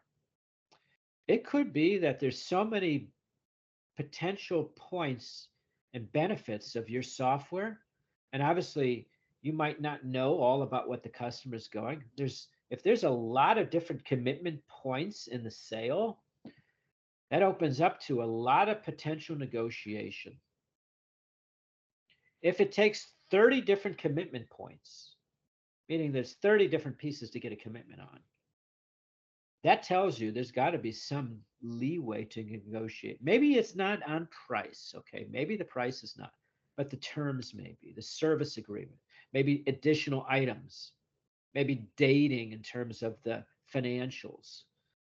So, and a lot of that, you purchase a house, you purchase a car, you purchase a rental agreement for an apartment. There's there's terms there, right? There's lots of terms. Can you negotiate some of those terms? Sometimes yes. You're renting an Airbnb because you're traveling, and the prices vary. Now, sometimes that's not negotiable, right? They put $300. You love their place, but you're like $300. I don't want to pay that. I'd love to pay 250. Can you negotiate on an Airbnb? Not generally. But sometimes once there's the um, the sales made, there might be other pieces to negotiate. Check-in time. Can we stay a little longer? Right? You know this. So just because something isn't negotiable in in a particular way, there might be other points later to negotiate. So I want you to kind of think about it. It's not all there's always some little bit of gray area. Kind of think about that. Okay. But there are times zero negotiation allowed. I get it. All right. What are the items to negotiate between buyers and sellers? There's a lot. And this is just going to scratch the surface as we talk about some of these things. Okay. Inventory levels the buyer must have. They're buying shirts, again, your athletic apparel. You don't want them just to have 100 shirts and they sell them all out and they don't buy more to sell. So maybe they need to always have at least 50 shirts on their shelf because there's different sizes and different colors. You walk to a store nowadays and stuff, they might not have the color or size that you want, right? But they might only have extra larges or smalls or something. And if you're the person selling to that retail establishment, How many sales are lost because there's not an appropriate level of inventory, right? A lot to think about here. Details about design on the product can then be negotiated, of course, especially when you customize items, products, or services. You're selling software, you're selling a service, a cleaning service. What are the details of design, right? Design of a service could be maybe they're building me a website for my business. Design, right? Can they come up with graphics on their own, or do they pull canned graphics out? Hmm. Can I negotiate the graphics? Can I negotiate those pieces? How many, like, can I negotiate? Can they help me film the videos to put on my website? Web page development. Um, how the product will be manufactured. Sometimes there's, think about this. I've mentioned it before, a friend that sells these big machines that cut granite for kitchens and bathrooms and countertops and all that. Okay, they sell these big machines. Can I negotiate how that product will be manufactured? So if I'm a company that purchased that machine and I'm cutting granite for potential customers that come in my door, there's different edges on the granite, meaning that it could be a flat edge, straight down. It could be curved. It could be ornate. It could have like a couple of little curves to it. Could be a half a curve, three quarters of a curve. There's lots to negotiate. Now, specific curves on granite, if you've ever purchased granite or you've seen a granite countertop. Now, if you've never, now you'll notice, okay, what's the edge of my desk or the granite look like now? Is it flat? Is it curved? Does it have a little extra flat and a curve? If I'm a homeowner or a contractor and I'm going to this granite store that fabricates with this machine, can I negotiate, you know, okay, they'll give me a flat edge for free, but they're going to charge me if they're going to curve it. Can I negotiate that curve? They want to charge me $500 to curve all my granite? I don't like that. Can they do it for $100? Can they throw that in for free if I buy enough granite? If my countertop, what if I do my bathroom and my kitchen? All my bathrooms and kitchen. I'm spending $12,000 on granite. What was not negotiable before might be negotiable now. You see how things play out? And display allowances for resellers, meaning that somebody purchased some of my books, okay? And they're going to resell my books. I gave that to them at a lower price. They're going to resell to their customers. Because what it gets for me is they find out who I am and they know my business. And so if they buy my book, I'm not interested necessarily always in the profit from the book, but I'm interested in they know my service. Maybe they'll come back to me and want my coaching. Display allowances, meaning that I'll allow that person to display my books at any convention they go to, any trade show they go to. I don't care. You bring in 20 of my books, you want to sell them for X price, it's up to you. You know, what can I then do as a seller to allow that buyer more value? Maybe they purchase 20 books and I have a card deck. Maybe I give them a discount on my other product.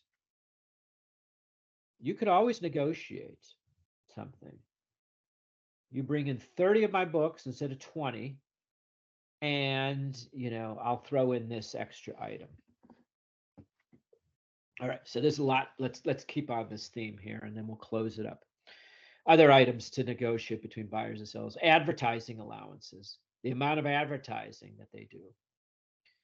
So you bring my product into your retail store, you have a little ad budget. You know what? I'll give you a discount. Let's negotiate this. I can give you a little discount on the price of my product that you're bringing into your store if you advertise it on the radio to your customers because they're going to reach more people. And I know that. So I'm like, okay, I'll give you a little discount back and forth, right? Sales promotions within the channel. Sales promotions are okay, you bring in 100 of my shirts. If you sell all 100 shirts in the first 30 days, I'll ship the next 100 for free. Boom. In fact, you have two stores, channel of distribution, you have a second store. I'll ship the 100 for free to that store too. Boom, that could be a promotion. Um, that's a way to negotiate to get more sales. Of course, they're going to buy an extra 100 shirts, right? Delivery terms and conditions. When are you going to pay? Do they get free shipping? Can I wait to pay for 30 days? Can I buy half the products now and half in 30 days? Can I pay half now and half later? So much to negotiate. Retail, wholesale prices. Again, for resellers, can I negotiate? You're at a farmer's market. You're a farmer. You go to a farmer's market. You're selling your products to the people that are the customers is walking through the market. And I also, okay, I'm a farmer. I'm selling my products. Let me give it to Joe who goes to a different market that I'm not at. And they're negotiating a price, for my apples. I don't know, three dozen, a dozen apples for X amount of dollars. And so they're negotiating, I'll bring in more of your apples and sell them, but you know what? I got to get a better price. And, because they're reselling your products. Think about that pricing. Amount. You can negotiate amounts. You can negotiate location. If you're in the retail business, where they put your product makes a difference. Do they put it in the back of the store, behind something that nobody's going to see, or is it up front? Is it at the cash register? Makes a big difference. Is it on an end cap where people are walking, or is it on the back of the aisle where nobody's going to see? Can you negotiate that? Absolutely. Special packaging and design, right? It could all be. You sell your products. Maybe they want special packaging, meaning could you put a sticker that talks about my product on there for you? Can you put can you do the colors of the packaging that my store are the colors on there? Can you put my logo on that? Right, that's a big one. Or my not only the actual logo, but maybe the motto of the store. Can you put my website on that? I coached baseball, youth baseball, for a number of years. We got free shirts in our league. How did we negotiate to getting free shirts in our league? That if somebody would come and do free shirts, what did they put on the back? Advertising, right? So we got free shirts for all the kids. On the back, there was an advertising for a photography company because they wanted all the team pictures. So, and who's doing a wedding or, some gathering. Okay. So there's all kinds of ways between buyers and sellers. There's so much to negotiate, more things here we'll talk about. Service levels after the sale, you can negotiate that. Disposing. Oh, this is a good one. They bring in 100 shirts that they sell. Maybe they only sell 80. And the 20 shirts that didn't sell are brown. The brown ones just don't sell. Nobody likes the color brown for running shirts for whatever reason. I'm just making that up. I don't particularly like brown. Maybe that's why I'm making it up. Anyway, maybe they negotiate. Okay, if I'm stuck with those, you'll take them back and free ship me a different color or give me a different color. Negotiating that. Terms of credit, okay, I can bring in 1,000 of shirts on credit. until I have to pay. So I'm going to bring on 100 at a time. And you keep shipping them, they keep selling them, they don't have to pay right away. Complaints. This is an interesting one. Buyers and sellers. How do complaints get resolved? Do you give them free products? When I was selling, and I used this example a few times, when I was selling floor finishes for the hardwood floors, and that one customer put down our clear finish and it turned their floor milky white. It looked like milk on their beautiful hardwood floors. How do we resolve that? We gave them free product and we paid for somebody to redo their floors. That could be negotiated ahead of time if it's a large enough sale, right? That takes the risk away from the customer, that's the potential prospect that's buying. Type and frequency of communication between parties. You can negotiate that, right? In terms of servicing agreements, in terms of performance guarantees, in terms of so many things to negotiate. If I sell all 100 of those shirts that I get and I bring in 100 more and I sell those, can you guarantee me that you'll be able to continue shipping me the shirts for free? Or can you guarantee me that you'll ship them within 7 days to replenish the stock that I have? That's negotiate. If you can't do that, well, then maybe the sale is not going to work, right? So kind of start to think about that here. We'll close on this. We'll close on this. What is a good negotiation? Okay. Factors that affect successful negotiation.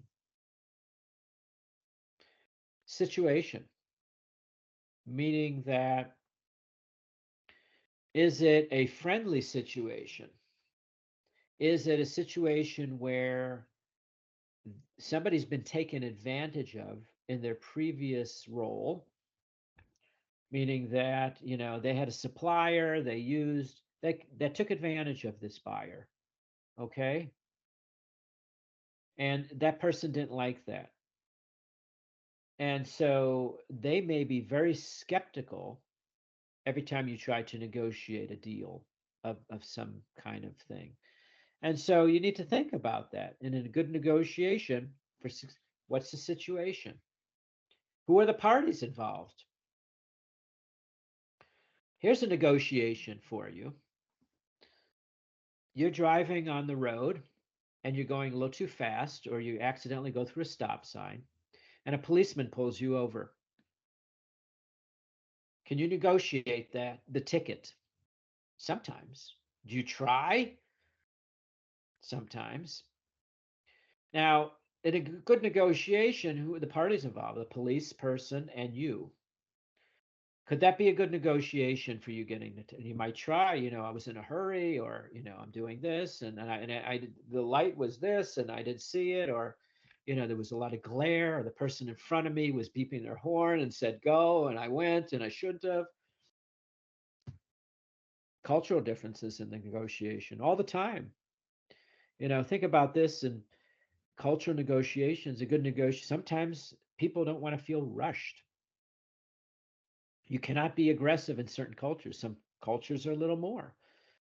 And so some cultures, and then get into personality styles too. Amiables, a good negotiation to them is going to be like the sale takes a longer time. So what are the traits necessary to be a good, successful negotiator? Start to think about this. If we're good salesperson, we're a good negotiator. Okay. As a buyer or seller, this is important. Patience. Endurance is like the long-term view, thinking that patience, you ask for the order, they don't give it to you because you wanted extra terms on the arrangement. Can you wait? Here's the thing. Think about this. Do you need this shirt? You're purchasing a shirt. Do you need it right now? Knowing in maybe 3 months the season is changing and it's going to be into spring or summer, and all the winter stuff will go on sale. But you see something there you really like. Can you be patient? Can you wait? If you wait, you might get a better deal. Or do you have to have it now? Boom. Sometimes you do, right? Sometimes you do. So that's the reason why there's so many drugstores around. Walgreens, I'm in the United States, CVS. Like on every corner, there's a drugstore. Every corner, literally. It seems like that anyway. They're more expensive at those places than a larger discount store. They play for convenience. Do I need it right now? I'll go there and get it. It's closer. Or can I wait till I'm at the other place down on the other side of town? I'll be there next week. Can I wait? Am I willing to take risks? If you're willing to take risks, there's a reward possible. More risk, more reward. You got to balance that. Can you tolerate ambiguity? This is an interesting one. Ambiguity is like you don't know everything. There's some gray here. Can I tolerate? I'm going to a store, I'm buying a sweater. Looks very nice, but I'm not quite certain if it's going to go with my outfit that I really wanted it to, because I don't have that outfit with me. Is it the right color? But it's really it's a good price.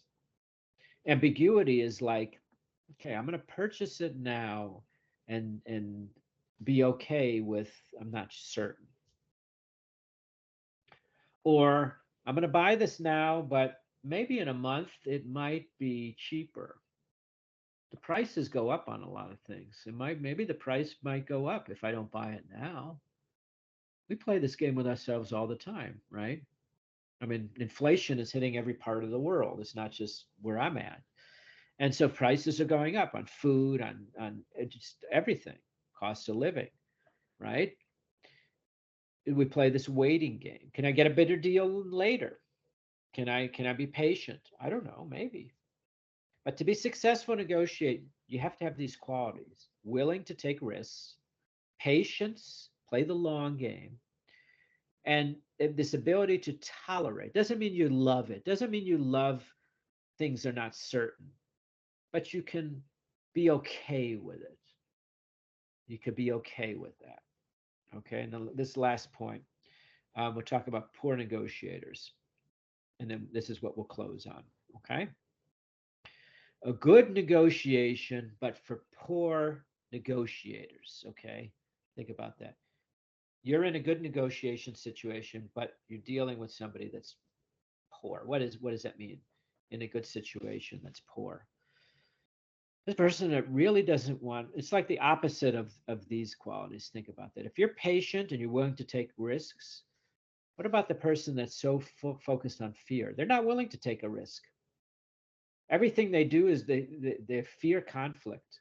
So they're not willing to take a risk. They're not willing to um, potentially make a decision now that might change later. They want to avoid conflict. So if you want to avoid conflict, you're probably not going to be a good negotiator. If you're more closed-minded, disorganized, dishonest, of course, um, you might make the sale. You might not be a good negotiator. Um, Closed-minded means it's like you already made your mind up. This is the price you want. This is what you want, and you're probably not going to be a good negotiator if you know. And there's tactics, right? We'll talk about the tactics. That's where the fun part begins. How do you negotiate, right? Again, read the Chris Voss's Never Split the Difference, or just Google him and you'll see there's a lot of really great information on that. And he's big in terms of certain kinds of questions. How do you ask questions?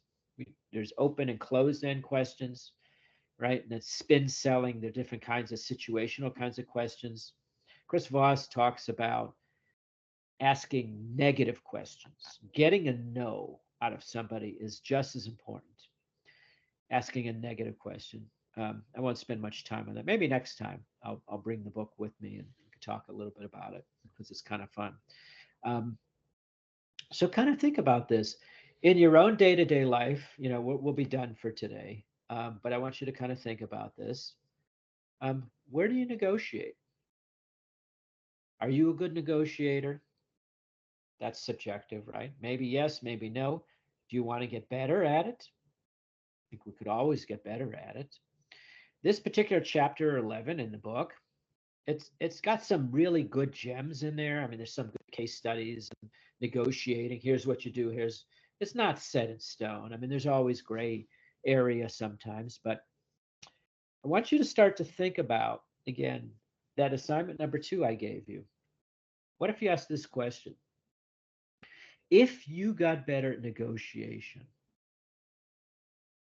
how would that change your life? If you're a salesperson, if you're in customer service, if you work for somebody that you're dealing with your boss and you're a good negotiator, would that allow you then to see the tactics of another if they're a good negotiator? Or are you just kind of not aware of what's going on?